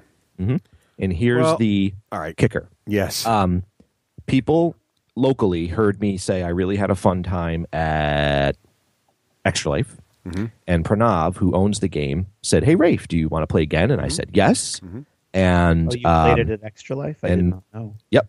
And Matthew Mangi, the guy who comes down from Vermont, he's the artist, Mm-hmm. Yeah. D6G listener, he also wants to play. Okay. So the 3 of us have been communicating about getting a time to play. We're not talking about a regular time to play. Just there's been emails that said, all right, 3 of us are interested. I have to ask some determining questions because this is now a prediction about yourself. So we're getting into dangerous territory here of controlling your own future and controlling your own Correct, destiny. but look what happened with me and you playing War Machine. Good point. So that's fair. And I can boost it now too. About how long did your session at Extra Life take? We played the intro mission, and I think it took 2 hours. 2 hours. Now, is there a series of sort of campaign-like mission with this thing? Oh, yeah. So is your goal to play? The goal is to play the campaign. And what you're saying is you'll get through at least 4 sessions, sort of in campaign mode on this thing. Yeah, I mean, again, I don't know if there'll be campaign mode or 4 separate adventures, but 2 hours a session, 4 sessions, at least. May or may not be the same players. You're in love with this thing. I don't know, Craig. What do you think? I don't know. It's a tricky one. I don't know. I would say no, but you're doing a good job with this X-Wing thing. So I'm a little on the edge now. I mean, 4 is not that much. No, it's not that much. But for 2 hours, it was a longer game. Like 2 hours is like kind of a normal board game. Like no, I don't think that was the intro mission. I think a regular mission takes 3-4 hours. Okay, that's a little heavier. Okay, I like to hear that. That makes it a little harder. I like you.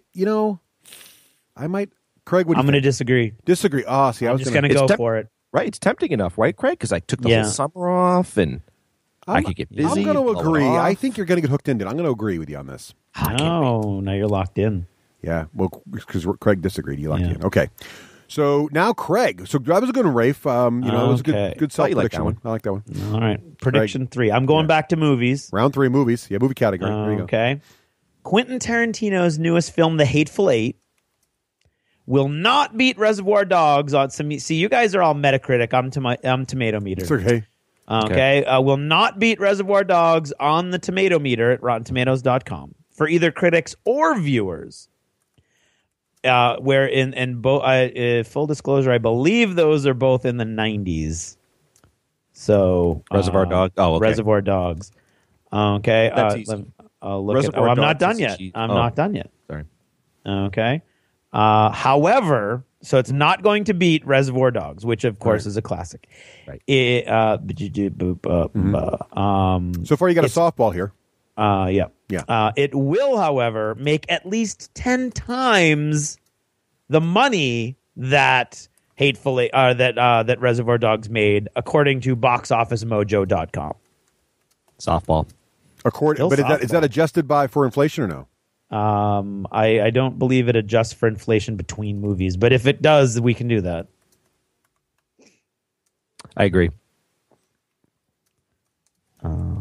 10 times more, huh? 10 times. Yeah, I think that might be right. Even though it may not be a better classic film, I think it'll do well. Exactly. So yeah, I'm going to agree. Also, But Craig doesn't have to boost it. I still like the prediction. You can boost it if you want. You don't have to, Craig. Up to you. Yeah, I don't know. Where else I would boost it. 10 times. Make it 15 times, 20 times.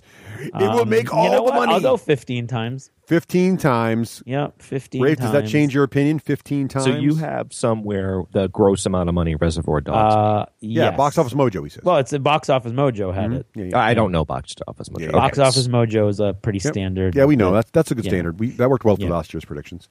I still agree. I will disagree now. Okay. There you go, Craig. I'll give you a little. Give you a little breathing room. Something for making a tough prediction, making it a little harder on yourself. Yeah, there. yeah. I'll give you that. Okay. My round 3 predictions. Mm-hmm. I am moving on to board games, people. Okay. Here we go. Board game time. mode. Isn't this a gaming show? Yes, it is. This may be a softball, but I've got some backup here on this one. All right. Ready? Here we go. Now, it's been a trend in our gaming group. It used to be that all of us bought all the hotnesses that came out. And then we started realizing, well, WTF, we all know and play the same people. Why would we all buy the same games? And so now, generally when big games come out now, different people buy them. 1 or 2 people buy them in the group. And then everybody else just plays those copies, which is fair. So sometimes Craig will buy a game, sometimes Raef will play a game, someone else will buy a game, and we all have a better collection of games. We don't have to spend so much money, right? Right. But there is one game coming out this year that will break all those rules. Everyone must own a copy. Really? And so I'm saying at least 5 people in our gaming group, at least 5 people in our regular gaming group will all buy copies of Star Wars Rebellion by Fantasy Flight Games. Really? Yes. 5 different people will buy a copy. 5 different people? Yes. Which one's Star Wars Rebellion again? If you don't know, that only means you'll be buying a copy yourself. So what you want to do, if you want to research this while Craig and I chat about it, go to fantasyflightgames.com and click on Star Wars Rebellion. They've announced the game. It is not out yet. 5 people. 5 different people. I keep hearing about it, but I forget its theory. 5 different. Let's see. That would be Matt, definitely, and Christian, most likely, and Jeremy. Well, I don't know. Jeremy, you don't see Jeremy anymore. No, I haven't Jeremy seen Jeremy Slot in J. months. Is he like Star Wars? I don't know. Yeah, he doesn't, but he's a big game collector. Yeah. Yeah, I don't know. I mean, it also depends on how Is wide 5 a good number? It feels like you guys are stuck on 5. Gaming group too. I think if I said 4, you would have been no brainer. But 5 is the number. It's like, are you sure? Russ, I'm going to agree at 5. I'm going to agree at 5 too. Then I got to up it to 7. Wow. Okay, I'll disagree at 7. All right. Man, this boost. Raef, what do you think? 7. Yeah, I disagree. All right, cool. Yeah, I got that. I totally got that one. You need to read about that game and go look at the plastic bits. That's all I'm saying. Okay, here we go. Moving on. Yeah. Round 4. Did you see it comes with Star Destroyers? I'm just saying. Round 4, I'm going to get a Star Destroyer for Armada, and little it's much bigger. AT walkers you put on the planets. I mean, come on. Yeah, that's kind of cool. Yeah, it is. All right, moving on. Doesn't matter how it plays. It's the bits, people. Just saying. Round 4, Mr. Granger. What are you thinking in round 4? This is going to come out as a softball, but I don't think it is. Okay. Maybe. All right. Russ will play. Okay. D&D with his family. Yeah. Which counts either his house or his brother's house. Deja vu. I think this for is 12 sessions. Okay. And a session is defined as 1 4-hour sit down. So, an 8-hour session. Now you're requiring Russ to remember the length of his sessions. He'll just know. Roughly. An 8-hour, like 12 an sessions all-dayer, is 2 sessions. So that means I'm playing it pretty much at least once a month or some really mega long ones every other month. Right? 8-hour Exactly. sessions. Or... Now, isn't this the same prediction you made last year? You just kind of doubling down on it, basically? It is, because you're basically saying I won't lose. We won't I'm lose pissed the that excitement. I lost, so Okay. I'm adding in the family. All right. Is that it? Anything else to add to that? That's it. What do you think, Craig? Well, I have a couple questions I have to ask you, Russ. Okay, fair enough. When's the last time you've played with your entire extended family? Well, does it be all of them, or is it any members, Rafe? Any members, but I mean, when did you get together with everybody? Oh, well, okay. So it depends how you define all this, right? So we just played everybody in my campaign when we went camping in October. However, my daughters and their kids have played since then, and I played with my daughters and me since then. Okay. So it depends. If it's got to include John, Russ then has it's to be complicated. involved. Yeah. Does Russ have to be involved? Yes. Yeah. Okay. Yes. But does my brother have to be involved? So if I play with my brother and then I play with just my I think kids, it's basically Russ is going to play with someone he's related to at least 12 times, 4 Yes, hours at a fair time. enough. That's right. At anybody's house. Yeah. That's fair. At any location at all. Yes. Right. Because I did it once camping. Would that have counted? Yeah, I would Yeah. agree with Yeah, that. That would count. Okay. Rafe, Craig, you agreeing with this? Yeah, I agree with that. I'll agree also with that. You want to up it, Rafe? Rafe, would you like to boost? I'm going to boost blind. I'm not going to ask if he's played like Saturday and Sunday with his girls. 14 sessions. 14 sessions. Yeah, that's getting rough. That's getting a little hard. Yeah, I think Craig? I would disagree at 14. I would also disagree.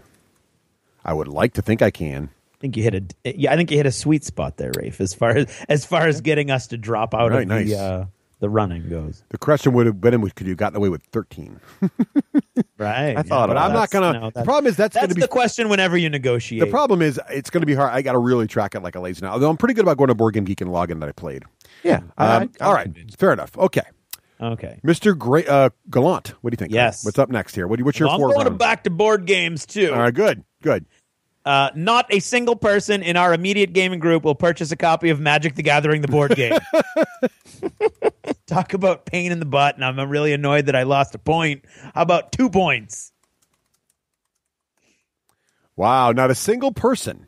In our immediate game group. That means the people that we have regularly been playing with that's hard. for years and years. Now I need like a list of people who are now playing at the pub, or now playing at Millie's, or playing with Rafe sometimes. Or I mean, the people I know and would recognize by sight. And have had long conversations with, maybe shared a beer with, those people. Well, you game at Millie's now, so you shared a beer with many people. That's not necessarily true. You have to sit at least one stool away from them at most to be sharing a beer with them. Right, I agree. Right. Yeah. And So actually, I don't think I've ever... Oh, no, that's not true. I had one beer at Millie's. So, does Miles count?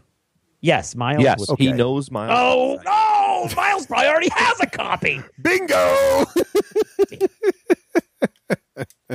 How about excluding Miles? Oh, dear. It's local. Well, that's what I mean. This is where it gets complicated. Like, does Jeremy Slottle count? No, because I don't play games with Jeremy. Does He's Randy- a very nice person. does Randy- I sat down at the table with him, but I wouldn't consider him part of my group of Does friends. Randy Brown He's part count? of Rafe's group of friends and Dave's group of friends. He's part of See, it's very complicated. He's joined that whole group, but for whatever reason, I'm not usually involved in that group. I don't know where the line is exactly, but okay. Yeah, so Rafe, I define it. What do you think? It's blurry. What do you think? It's blurry. There's my boost. Right. I define. I don't even know who it is. What do you think, come on. Rafe? You're both going to agree. Yeah, see, I thought, yeah. Are you agreeing, Rafe? Yep. I'm going to disagree.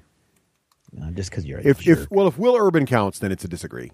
Oh, that's true. So I don't know. Will Urban, I don't know the baby on the way. Well, I don't know if Will Urban counts. Like, I'm trying to figure out who you consider like. Yeah, Will Urban counts. Anybody who's. You know what? Here we go. Anyone who has been to my home. How's that? Oh, okay. And that includes anybody who comes to PattyCon. All right. Well, that opens it up. That opens it up a lot. I don't All mean to like be Disagree. like insular. I'm just saying that it's the people that I know better than like they're. I'm not saying they're bad people or that I don't want a game with them. I'm just saying I don't know them. They haven't. You know, I haven't welcomed them into my home. That's an excellent way to identify. Disagree. I'm still disagreeing. Okay. Somebody's going to buy it. All right. My round 4 prediction. What did I think about? I can't remember what I was doing. Oh, here we go. I'm moving on to conventions. Okay. Convention area. Here we go. Ready? Gen Con. Okay. Yeah. I guess this is a little negative, but it could be viewed as a positive. Gen Con last year grew by 9%. And we know this because they published the numbers, and they tell you even we grew by 9%. Yeah. This year, it will grow by less than 4% this year. Less than 4? See, make you think. I disagree. I think it's going to start slowing down. Less than 4, though. That's quite a decline. Well, I really thought about the exact percentage here. I was trying to play a little. You are game aware here. that they've opened the Lucas Oil Field up? Yes, I am. But here's my theory. I will share my thinking with you. Okay. So, a lot of folks are really starting to feel like it's overcrowded and are not having fun. I am. I feel that way. And I do feel that some people. Actually, that's a good point. I still disagree, but I see where you're coming from. So I don't. I know they're making changes, and it may actually be better. It's just that people will. It was too crowded for me. I'm not going to go this year. I think that's going to happen. That's true. So that's what I'm saying. Rafe, what do you think? If it wasn't for our micro Russ. celebrity, What's that? I agree with You're you. agreeing Russ. with me. Okay, nice. All right, so 1 and 1. I can't change it because Craig disagreed, so I'm locked in. All right. Yep. Round 5. I think our predictions here are a little harder than last year's predictions. I'm liking this. I think we're doing good. With Okay. the boost, definitely. You know, the boost thing has made it brutal. Okay. Whatever's going to happen, it's not going to be as close. No, it's going to be bloody. Or it's going to be very close. We're going to get 0. That's true. All right, well, going to be negative. Guy with 1 wins. All right, round 5, Mr. Granger, what are you thinking? All right, Craig. Sorry. Yes. You fell under my scrying eyeball. Oh. What is the name of that miniature game that you and Russ are all about right now? Beyond the Gates of Antares. Gates of Antares. That one. Okay. Yeah. Unfortunately, Craig will fall prey to the too many games phenomenon. He will really want to play, insert that game name again, the Gates of Antares. The Gates of Antares, yeah. Yep. He wants to play it a lot, Yeah. which means 4 times or more in 2016. But he won't be able to because he can't find any opponents that'll play him. 4 times? Yep. In I 2016. disagree. I wasn't done. There's more. Okay. You Well, won't be able to take it up find even more. any opponents except for Okay. Matt Alex, who will then crush you in a Beat me game every time I play. and destroy your miniature love of this game. I disagree. Okay. So I've written down here, make sure I got this right. So Beyond the Gates of Antares, Craig will fall prey to too many games. Craig won't be able to play 4 times or more in 2016 and won't be able to find any opponents except for Matt Alex. Is that right? Yep. And so Craig has said disagree. I also disagree because I know for a fact that I am one of his opponents available to him, A. And B, we've already played at least twice. Yeah. Okay? So, but anyway, yes. So there you have it. Good. I like that you're in the realm of miniature games, though, Rafe. I do like Wint there. Yep. Craig. I feel really good about this one. Yes. What do you think? Round 5, okay. Craig. Seafall by Plaid Hat Games. Oh, interesting, using the Craig. Legacy system, okay, such as Risk Legacy, Pandemic Legacy. Yeah. It was first spotted in 2013. Then it was supposed to be released in 2014. Didn't come out. Then it was supposed to be released in 2015. Didn't come out. It will be released at some point in 2016, and at least 1 copy will be purchased by one of our friends, i.e. someone who has gone to PattyCon. But no one in our immediate gaming group will play it to completion by the time we record the episode, the results episode. What is the game?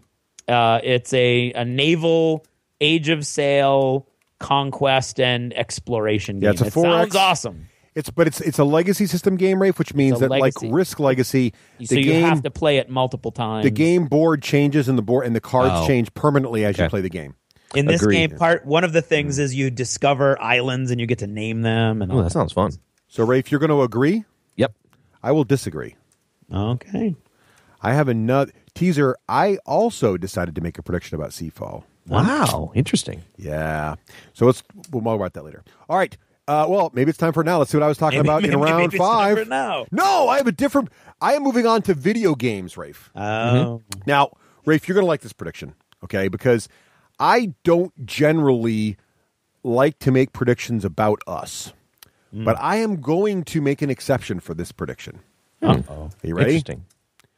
So, Craig will enjoy playing video games with his son on the new 360 a great deal, to the point where it becomes a regular mention in achievements in gaming and is still being mentioned in achievements in Q4 of 2016. Wow. That's inside information. No, it's known. I'm kidding. So, yes, so the inside information is that there may or may not be a 360 under the Christmas tree. Right. For Craig's son this year. Thankfully, my 5-year-old like does this not listen prediction to the a lot. podcast. So I'm predicting that not only does Craig play with his son, which he should, but he will actually begin enjoying it and talking about it in achievements regularly, including some episodes in Q4 of 2016. How many episodes? Just, at least one in Q4. At least one in Q4. So it'll come up like once a month or every other month. You'll be talking about, played some more, Infinity or Minecraft on Xbox with the Reese. We had a great time, and now we're doing this, and then I got him this new game, and blah blah blah. Now, are you saying it's any kind of game, but anytime Craig's talking about playing on the 360? I played Fallout 4. It doesn't even have to be with his son, but it probably will. But Craig will just be talking about playing something on his 360 from time to time. I agree. Q4. I like it. I'm going to agree also. Ooh. Because I think he's going to love it, and I don't think I would say no to him. And I have a little legacy Atari thing that my sister gave me years and years and years ago, and he plays that. We play that all the time, and I, for whatever reason, just realized that I never mentioned that on achievements. So if I'm going to be honest in my achievements, then I would agree, yeah. So I got to try to up this. You got to boost it? How can I boost this? I know a good boost. I have a good boost. Okay, here we go. Ready? Yep. And Craig will try at least one game on the 360 just for himself. Now, see, inside information. Agree. Wait, I've got inside information. This is not really a good boost. Oh, yeah? Because a coworker of Karen's is actually giving us the 360 because they just got an Xbox One. And stereotypes aside, the guy who's the young gentleman who is giving us the 360, it's also a Modern Warfare 3 limited edition version, so it looks like it got dragged through a So it has Modern Warfare pre-installed. It has Modern Warfare, and it also has Halo. See? So it actually comes with it. So you shouldn't have said anything. Karen has already gone, Rafe almost disagreed. Should I give these away? And I have already said, no, let's go ahead and keep those. Okay, well, let me say, you will buy at least one additional. Buy, then I would disagree. Buy or receive as a gift. Not counting this. No, you can't do that because then you can just give me one and win good point. Play one additional. Well, I want him to buy one because I think it may be cheap. You may get a discount bin, right, Craig? But it's going to be there's going to be some. You're going to play enough 360 that I cannot say no to. Where you're actually kind of enjoying video games. Like I can in these, and there's going to be some game that we've all talked about for years. It can be the dustbin. It's like $5, and you're like an old DVD, right? Like, oh man, I've always kind of wanted to try Halo 2. I'm going to pick it up for $5 or something. All right. Okay. I'm going to disagree, but I'm not as ardent about my disagreement as he won't buy one. All right. Cool. But and again, full disclosure, my memory sucks. I'm going to forget that this is a prediction in the next week or so. Yeah, great. So, I'm going to avoid buying it. So if Dave Farr gives him one and he plays it, that doesn't count. That doesn't count. He's got to buy one. Yeah. I do. I did go there because giving him is too hard because I could throw a game at him and that would suck. Here's no game, Craig. Take this. Oh, I won the prediction. 3 points. All right. Here, take this. All right. Round 6, the second to last round. Okay. Raef, Granger, what is your round 6 prediction, sir? It is now time for my Xbox prediction. Hey, see, I was already getting us in the zone there. Yeah. Due to the games becoming backward compatible on the Xbox One, and the new indie titles coming to the Xbox One, more indie titles like PS4. It will do better in United States sales in 2016. And Russ, I don't know how to measure that. I got it. XB1 sales will do better than PlayStation 4 sales, right? No, better than itself. What do you mean better than itself? Oh, will increase year over year. Yeah. Will increase year over year. That's so you're just saying there's going to be a net increase in sales in 2016 than there was in 2015. Correct. All right. Craig, what are your thoughts on that? I'm going to hold off on my thoughts on that until I hear your thoughts on that. I have a thought, but I don't know if it's valid because I don't know enough about this space. I'm going to agree because when we talk about how well the Xbox is doing, we're always comparing it to the PS4, but against itself, both consoles are up year over year on last year. So you would be saying it's not going to falter. So you've said there's these cool new. You got up the ante here, and I think you got to. I mean, in my opinion, but Craig could disagree with it, and doesn't. No, I agree. But I think you got up the ante and give a more significant percentage than a little bit. You Increase by 10%. Okay, now you're talking. At least 10%, right? Yep. That's a tough number because I think it's been like 9 or 8. So I don't know. You know what? But I'm an Xbox fanboy, so I kind of have to agree. But I'll disagree. Darn it. Locks it in. Craig, what do you think? It's on the edge. That's a tough call. It's not easy. Yeah, see, that's wrong. I can't even do any my Google foo failed me. I'm totally out of my element. Do I just go with 10? Now, Russ, you're saying like usually it's 8 or 9. I think so. I think it's like it's 8 or 9 is like its natural progression. I think yeah. Raef's point it's going to do better, Craig. I'm telling you. It might. It could. It could. I mean, I think I'm going to agree. All right. Yeah. You don't want that, Raef. Helps me with my bonus too. Okay, fair enough. All right. All right. Craig, round 6. What's your second to last prediction? Okay. Yeah. Well, it's interesting that Raef brought up the Beyond the Gates of Antares. This year in 2016 at Adepticon, there are only demo events scheduled. Next year, there will be at least one full tournament slotted and scheduled for 2017, open before we do the predictions results episode, and it will have less than 10 spots available by the time we record the episode. I'm not saying how many spots there are because I can't figure out how to tell. If someone can figure out how to tell total how many spots there are for an event, I would say there's at least 30 spots total and less than 10 of them are left. I feel like we know someone at Adepticon who give us that information. If we but I mean, but returned emails, it takes a while. That's true. That's true. I mean, you can just go on the website right now and this is where, and I did remember, huzzah. So I was looking up all kinds of events because I wanted to see, which ones sell out and which ones don't. And so I looked up Age of Sigmar, actually for my next prediction. So I'm actually giving something away. Spoiler. There were, I believe there were 90 spaces in the team or the championship tournament, and there's still like 60 left. For Age of Sigmar? Yeah. Yeah. So they're trying to do Age of Sigmar tournaments, but Age of Sigmar is not really a tournament game. No, it's not. Odd. That's my point. Now I'll talk more about that in my final prediction. Okay. But so it's going to be Beyond the Gates of Antares is going to have a major tournament, and there will be less than 10 spots available by the time we record the prediction results. That's a nice solid. I like that. It's a good solid one. Yep. So Raef, what do you think about that? I agree. You do, because so he's saying that Antares will still be something people care about in 2017. Adepticon will have recognized it, given it a tournament space. Yep. And it will have good participation, so that only about 10 slots or less are free. Yep.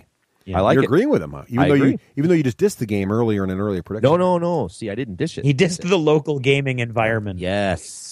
Yeah. The fickleness of the gaming environment. Craig will want to play it. Yeah. And he won't get opponents because they'll be on. I also agree with this because I think Antares is going to be a popular game come 2017. So, Craig, you want to up the ante? At least I'll say 2 sold out. No, 2 spots 2 available? tournaments. Two tournaments. The 2 tournaments. There will be 2 tournaments. And there's still only 10 spots. One of them And one. One of them will have 10 spots or less available. 2 tournaments is tricky. That's getting... Agree. Still agree. I'll disagree. Okay. I want that to be true, but I don't see them having 2 tournaments. Yeah, well, The game's too young, but I could be wrong. All right.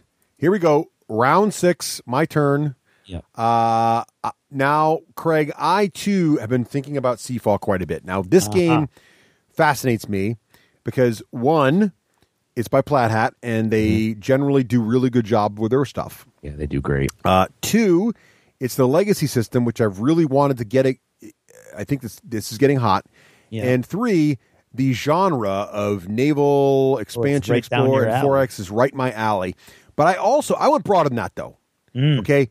I think this game is going to be an industry-defining game.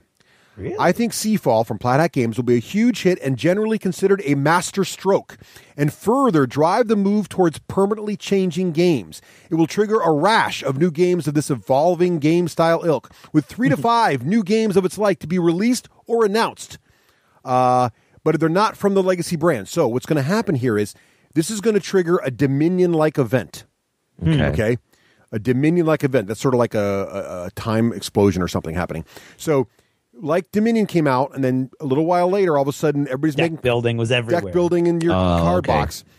This is going to trigger everybody going, holy crap, this idea of games that I permanently change them as I play is not an anathema. It's actually awesome. And it's brilliant also because now you'll want to buy another copy so you can play it again and see how it changes. Will be something that happens, and then other people will copy it. So there'll be other games that do this, but it won't be the legacy game. So there's been Legacy Risk, there's been Legacy Pandemic, and now there's Seafall, all by the same crew. Right. After this, it's going to do so well that people will start cranking these games out. And so there'll be 3 to 5 games that either come out hastily released in 2016 or So are more announced. than 5 you lose? No, 3. You're saying 3 or more. Let's say 3 or more, right? Yeah. 3 plus at the moment. I mean, have to. But what do you mean by I followed everything until you said, but not the legacy system?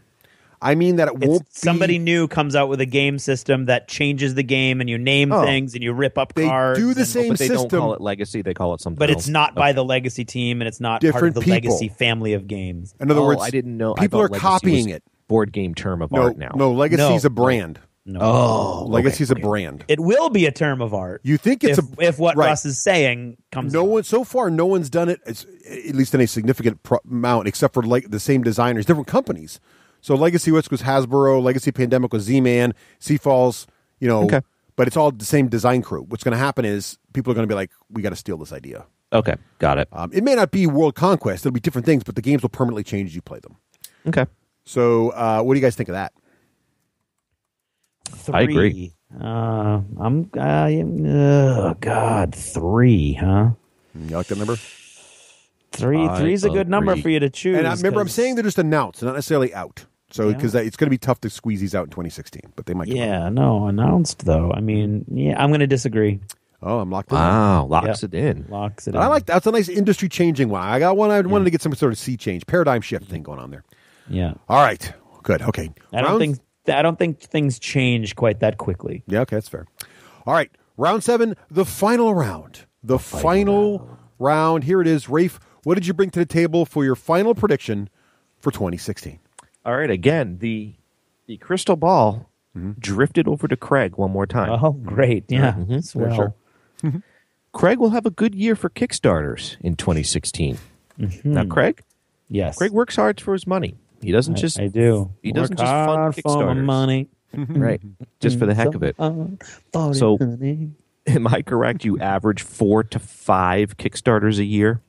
Yes, that information I gave you this morning is correct. Okay. You're going to be sucked into 2 more. So I'm going to say 6 to 7? 6 to 7. 6 to 7. So you'll back 6 to 7 this year. I'll back 6 to 7 Kickstarters. And not have backed out. Backed to completion. Right. Completion to completion. Huh. Interesting. Something's going to grab you. You're going to do your normal 4 to 5, and then you're just going to be. You're going to. Something's just gonna not gonna. It's not gonna let me. Yep. Not gonna let me go. I'm gonna have to dive for All it. right. Yep. That's a tough one. Yeah. That's a lot. 6 to 7. I'm going to disagree. Wow. Okay. Yeah. Disagree. I don't get nervous when Russ disagrees with himself, but I do with Craig. Craig knows himself. Okay. Yeah, I mean, I have 3 that are in or 2 that are in process right now that I'm having massive buyer's remorse on. So that's going to carry through at least a couple months. Here's what I have to ask myself. I have to ask myself now: did Craig actually check his Kickstarter numbers when he said 4 to 5, or did he just? I promise I did. Did he feel like that's really the number? And he actually backs 10. No, I promise. I opened it up and I looked, and yeah. If that's the case, I don't think Craig will materially increase his. For what my prediction next is this round, I don't think Craig will do quite as many Kickstarters as normal, so I will also disagree. Okay. Wow, that could be a big one for you, Raef, if it's a big Kickstarter year. That's a big number. We had a lot of disagreement on this. We booster have a lot of mechanic disagreement. It's quite interesting. Okay. Well, that's a good. I like that prediction, Raef. Okay. So, Craig, what is your final prediction? My final prediction is Games Workshop will double down on their new philosophy towards fantasy and Age of Sigmar, and will not come out with the tournament-friendly rules that are being begged for across the globe with point values, etc., or some way to translate, wounds into points or things like that. As such, there will be no Age of Sigmar tournament presence at Adepticon next year that do not include unofficial tournament packets that adjust and adapt the rules. You lost me on that part. Okay. There are currently Age of Sigmar tournaments at Adepticon. Okay. Every one of them includes packets, like house rule packets. That add things like point value, because there's no point values in Age of Sigmar. Bring whatever you want. But Yakface wrote the unofficial FAQ for 40K, and they've had that. Doesn't Adepticon never have an event that doesn't have some kind of Adepticon? No, I'm not saying an FAQ. Oh, you mean actual army lists? The FAQ clarifies. Right. It doesn't change the rules of the game. Age of Sigmar has no point values. Right.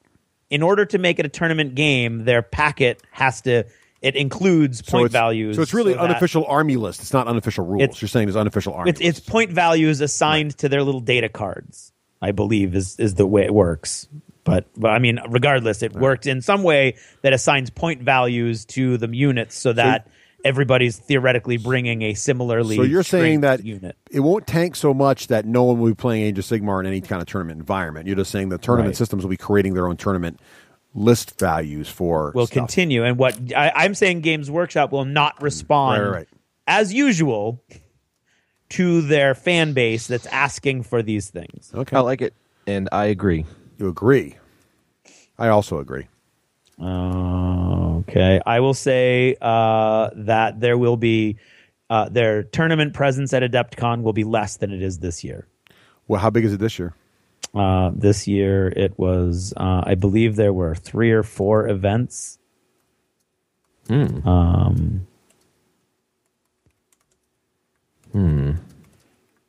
so you mean by event count, not by participant count, by event count. Yeah, because that's going to be the easiest thing to count. Raef, what do you think of that change? Yep, I still agree with Craig. I do too. Son of a bitch! You don't have to. You don't have to boost it though. I think what you want to say. I can't boost. I don't know how to boost. You know, you want to boost it. Say Adepticon will drop the game entirely. Yeah, I don't think that's going to happen. Okay. All right. There you go. Well, there you have it. So okay. Locked in. Here's my round 7. Nowhere to go. You left me nowhere to go. Well, you could have given us 2 -1s there on that. Anyway. Right. Well, no, you don't get. Oh, you're right. We don't get anything wrong. Okay. My final prediction. Here it is.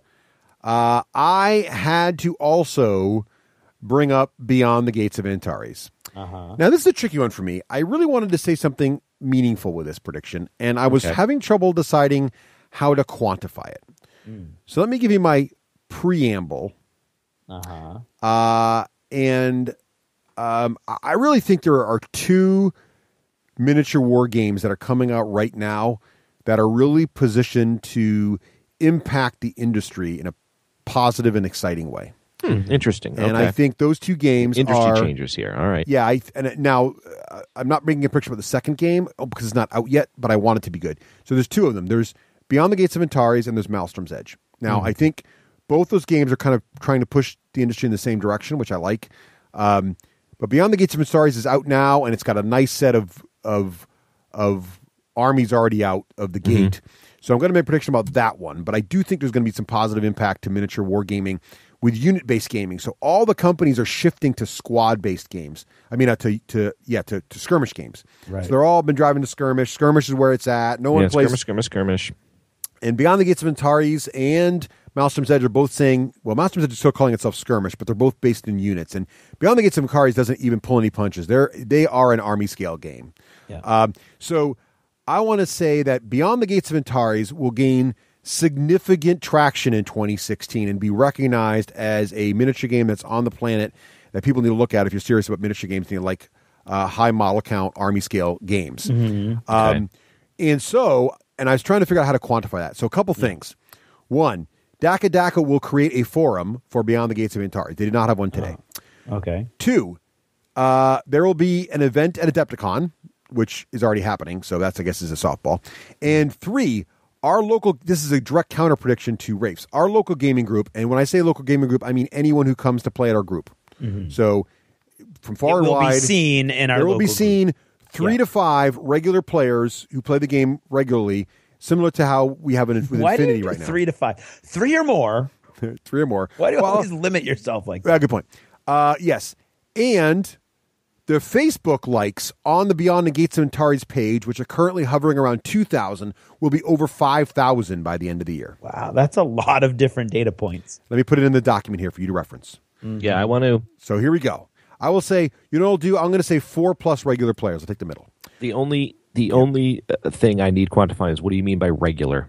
I just mean that there will be a group of folks that you could count off. Painted if I asked you, Raef, who are the guys who play Antares right now in our group, you would list off 4 people off the top of your head. They've got armies, and they play. Whenever someone says, well, let's play some Antares or run a quick couple games, whatever, they'll show up. Do you feel comfortable to be able to say we'll see them? They'll have been played at the table. We don't have to see them, but yeah, I don't think it'll be every single week they'll be there. No, but I know, but it's like Infinity or Malifaux now, right? If I said to you, do we have 4 or 5 good, strong Malifaux players? You'd say, well, we have 10. I can list them all. So it's like that. So War Machine players compared to the Malifaux standard. Okay, it's like Malifaux or Infinity. There's some guys that are hardcore addicted to Infinity too, right? They're out there. Okay. So all right. Like for instance, you guys both count as War Machine players, even though Raef, you haven't played War Machine in like months that I know of. Right. That's the part. Is it's like that to me is not. We're not regularly playing. Well, but if I said, but you are a War Machine player. Yes. You know the rules. You have a painted army. You've played at least a few games in the last few months. If I said, Raef, let's play War Machine, you would say yes, and you wouldn't have to relearn the rules, and you have an army ready to go. You're play regular enough to know what the heck you're doing. It wouldn't be like I like the prediction a lot. I just want to know which way to go with it. Yeah. So to me, this doesn't count, but you guys could say, oh, it does. Will has a painted army, Matt has a painted army, Russ has a painted army, and Craig has a painted army, but we all agree it only hit the tables twice in the year. Does that mean Russ got it? Yeah. What I'm saying is that if they haven't sold their it's an army scale game, so there's a significant buy-in at the beginning to get those models and paint those models. And right now, let's be clear. Right now, only Craig and I are actually interested in this game. No one else in our gaming group has even touched it. Right. So right now, this is a pretty cold prediction because there isn't. Only Craig and I have looked at it. And I had the little pamphlet, and I tried to sell it to the X-Wing group. They will have to discover. They were like, oh yeah, that looks interesting. They will have to discover it on their own. They don't understand. They don't get it yet, and most of the world does not understand the brilliance that is Rick Priestley. But we will change that on the show. But for now, I'm just saying that I'm going to disagree, not based on that part, because you'll get 4 or 5 people to buy and paint armies. I'm going to say one of your other data points will fail. Right. So I'm going to disagree. Yeah, there's a lot. I'm really trying to say the game's going to be successful, and I was trying to figure out different ways to prove it. And you thought of 4 different I did, ways yes. to prove it. So I'm trying to say unmitigated success, but I have to mitigate it. Yeah, you got to figure it out. So, Craig, what do you think? I'm going to agree. Oh, I'm going to agree and hope I'm not dooming it. Craig Raef locks me Knock in, on and wood. Craig backs me up. Knock on wood. Yeah, I think this is going to be a significant game this year. I think people, those who have, you know what it is. Those who know, it's already got a strong following because those who know bolt action already know how awesome it is. Yeah. So they're already in. Yeah, And then that's what's making me, because I wanted to like bulk action. And they did a great job. The fact that there's 6 factions and there's already 6 army deals out, and there's already significant armies for each of the factions. This game's going to... And Is there 6 or 5? Right? I think there's 5 because they had to redo. They had to redo one for the ice. But I'm telling you, 26. This game's going to explode in 2016. I really think it's going to. But anyway, we'll find out. I hope so. Okay. All right. Now there's the bonus round. We're not over yet. Bonus round. Bonus round. Now we must all predict which one of us will win this. So easy. So, Rafe, who will win this one? Craig. Really? Craig. Really? I'm not feeling it this Who will year. win this one? I didn't feel it last year. Yeah. Exactly. Craig never feels it. Yeah, and his predictions seem ridiculous, like he's going to win anything. Yeah. How but many? somehow How many? he dials it in because me and Russ will. Well, no. play How many movie stupidly. predictions did Craig go to? Because we've already determined that we cannot beat Craig on movie predictions. So, how many predictions do you have in here about I movies? did 2 or 3. Yeah. See. Right. Okay, Craig. I think I did 2. Who do you think's going to win this, Craig?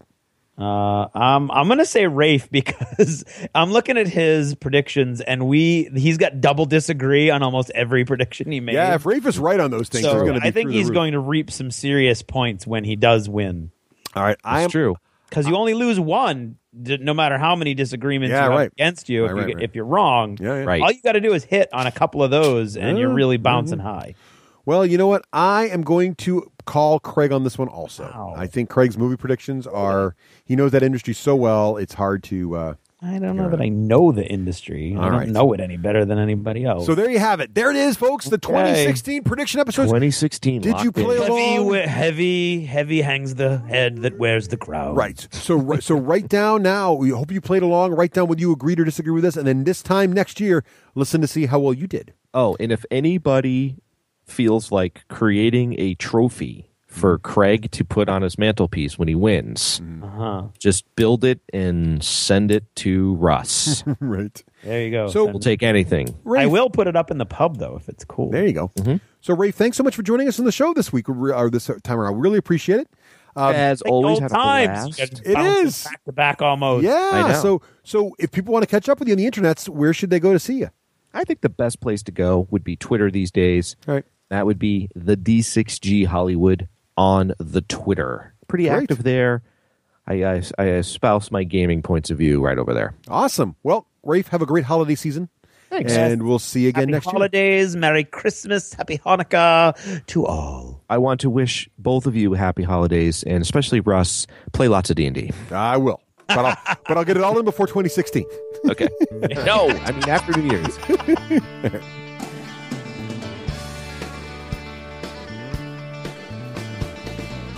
This edition of Jever Notice is brought to you by all of our fine friends over at Patreon that help us keep the show up and running day in and day out.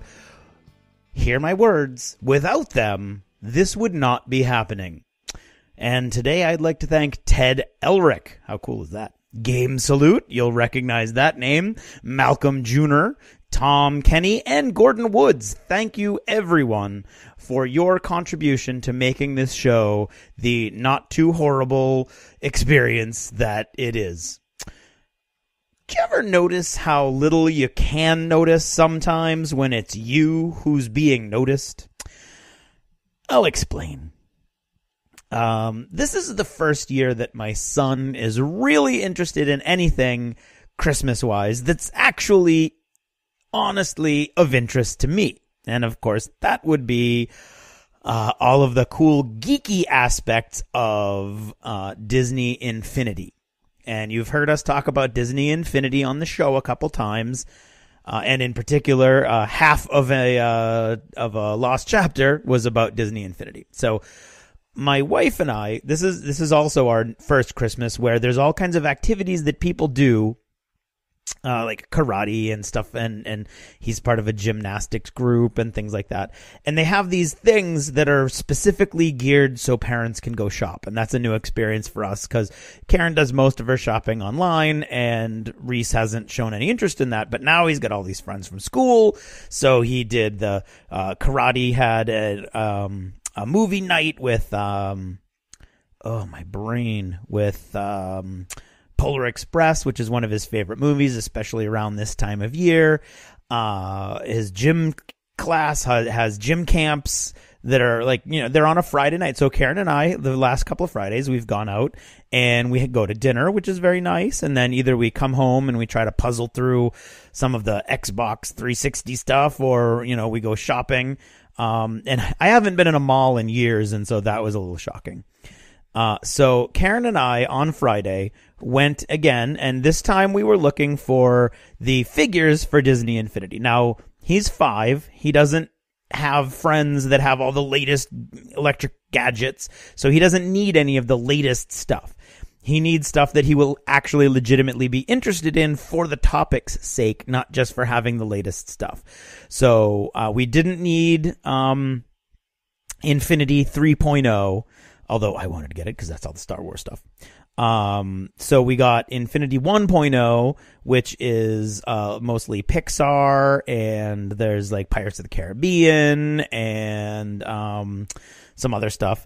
And then we got 2.0, and the 2.0 is the first wave of all the Marvel stuff. So it's the Avengers and Guardians of the Galaxy and stuff like that. And we decided we didn't need 3.0 because we got at GameStop used. We got the 1.0 stuff for $5, and we got the 2.0 stuff for I think $6. Without any figures, but we wanted to have the figures, like specifically the figures that he would be most interested in. So on Friday, Karen and I went looking for the figures he would be most interested in.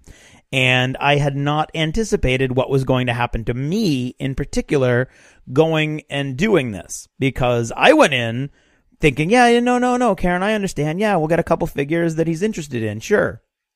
Then I start looking and I'm seeing and I'm like, oh my God, Iron Man and Black Widow. He loves Iron Man and Black Widow. That would be Karen because she's redhead. And so I start like picking stuff up and she's like, what are you doing? And I'm like, well, we need this one. And she's like, does he like Iron Man? I'm like, I like Iron Man and he really likes Thor and Captain America. And she's like, well, we only need like one for him and one for you. And I was like, yeah, but Black Widow, I don't even know who Black Widow is. I'm like, oh, come on. And then there was a Hawkeye who, always gets the shaft. So he was there for $5. And I was like, and we should get Hawkeye. And she's like, why would we get Hawkeye? And I'm trying to explain Hawkeye and his position. She's like, it doesn't matter what his position in the Avengers is, Craig. We just need a couple figures for our son to enjoy. And I'm like, oh, well, I couldn't help but notice that you picked up Tomater for the Cars thing. And she's like, well, he loves Tomater. I'm like, oh, okay, fine. So Cars, we have Lightning McQueen and the lawyer girl car, because they come together. And then we have Tomater. And by the time I was done, I had Iron Man, Black Widow, Hawkeye, Captain America, and Thor. Really missing only the Hulk. And she was trying to explain to me why, and I was like, well, Karen, you don't know which one he wants, and we want to have the one he wants. And she's like, you said it was Captain America. And I was like, no, but you don't understand. Like, these will have they will give us, and I said the word depth of choice. I think I even said it'll make his bench deeper. And she just stopped in the middle of the GameStop and looked at me and went, he's 5. He doesn't need a deep bench. And I went, oh, and she went, you're doing that gamer thing where you want everything and we don't need to do that. And I was like, oh my God, that's totally what I did. Cause he's not going to care. He's going to think it's a really cool game and he's going to run around as Captain America and he's going to have a grand old time. And eventually down the road, if he loves it, we can get him some other stuff. So I was like, okay. And so I reluctantly put Thor away.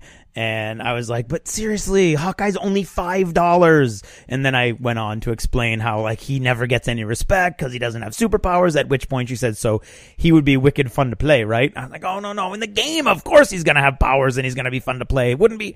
And she was like, no, that doesn't make any sense. So in my defense, I did say, well, let's go talk to Reese and see what he says when we go pick him up. And I was like, hey, buddy, who's your favorite, and I didn't set this up. I just said, who's your favorite Avenger?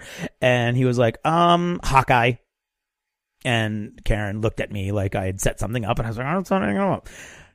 Reese, which one is Hawkeye? The guy with the bow and arrow. And then I remembered that I had this long conversation with him about the bow and arrow because of Frostgrave. And so he really liked that, and I tried to sell. I was like, well, he really loves that, but he loves Captain America, and he dressed up like Captain America at that party, and he loves Captain America. And she's like, well, you get to choose one. And I was like, you can't make me choose between Captain America and Hawkeye. I will pay for it. And she was like, you'll pay for it? And I was like, yeah. And then she looked around, and she saw Rocket Raccoon, who can play in the Marvel Universe part of the game. And I was like, she's like, would you want that? And I was like, oh, yeah, we could get him that, and then that would be for me. And she's like, oh, or we could get you that and put it in your stocking. At which point I'm like, I'm getting confused about this whole stocking thing. I thought it was supposed to be a surprise. But ultimately, we returned everything except we got Iron Man and Black Widow and Captain America. And Rocket Raccoon, because I kept purposefully confusing the issue, and pretending I didn't understand. And so Rocket ended up staying, which will end up in my stocking, but I'm okay with that because I can run around as Rocket Raccoon. Of course I'm going to do that. So yeah, so this was my first example of myself shopping for gaming stuff for my son, and I did not cover myself in glory. So that's about all I've got to say about that. So happy holidays, Merry Christmas, Happy Hanukkah, and happy any other day that you might be celebrating around this time in a positive and friendly manner. Good night.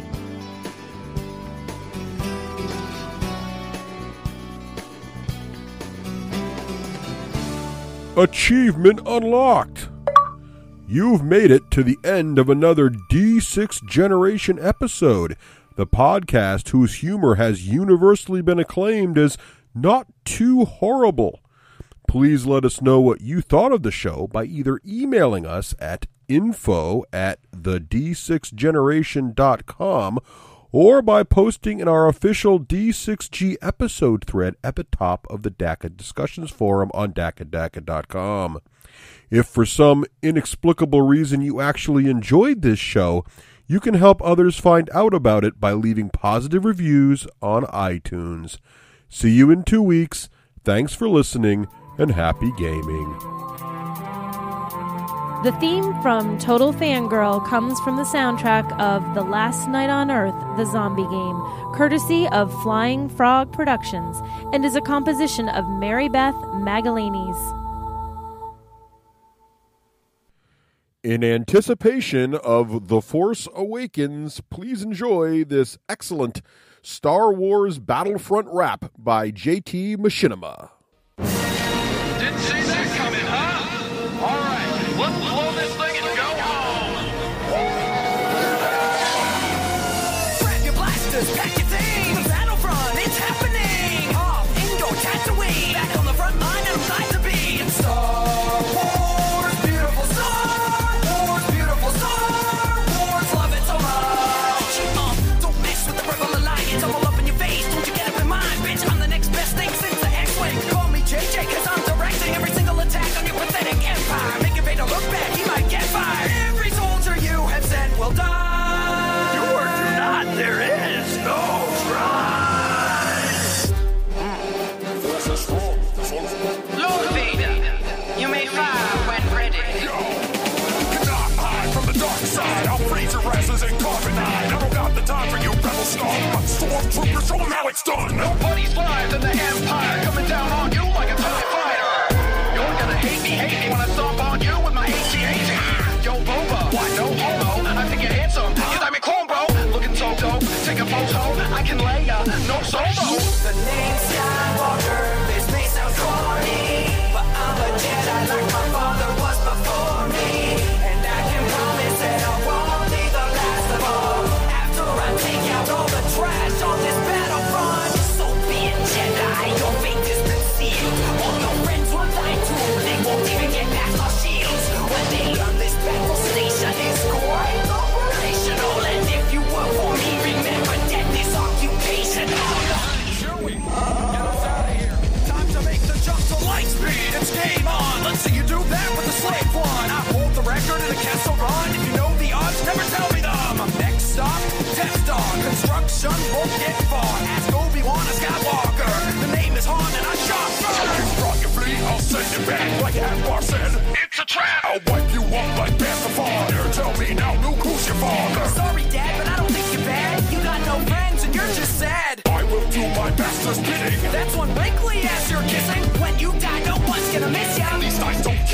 sister. Obi-Wan has taught you well. Tell him I said hi.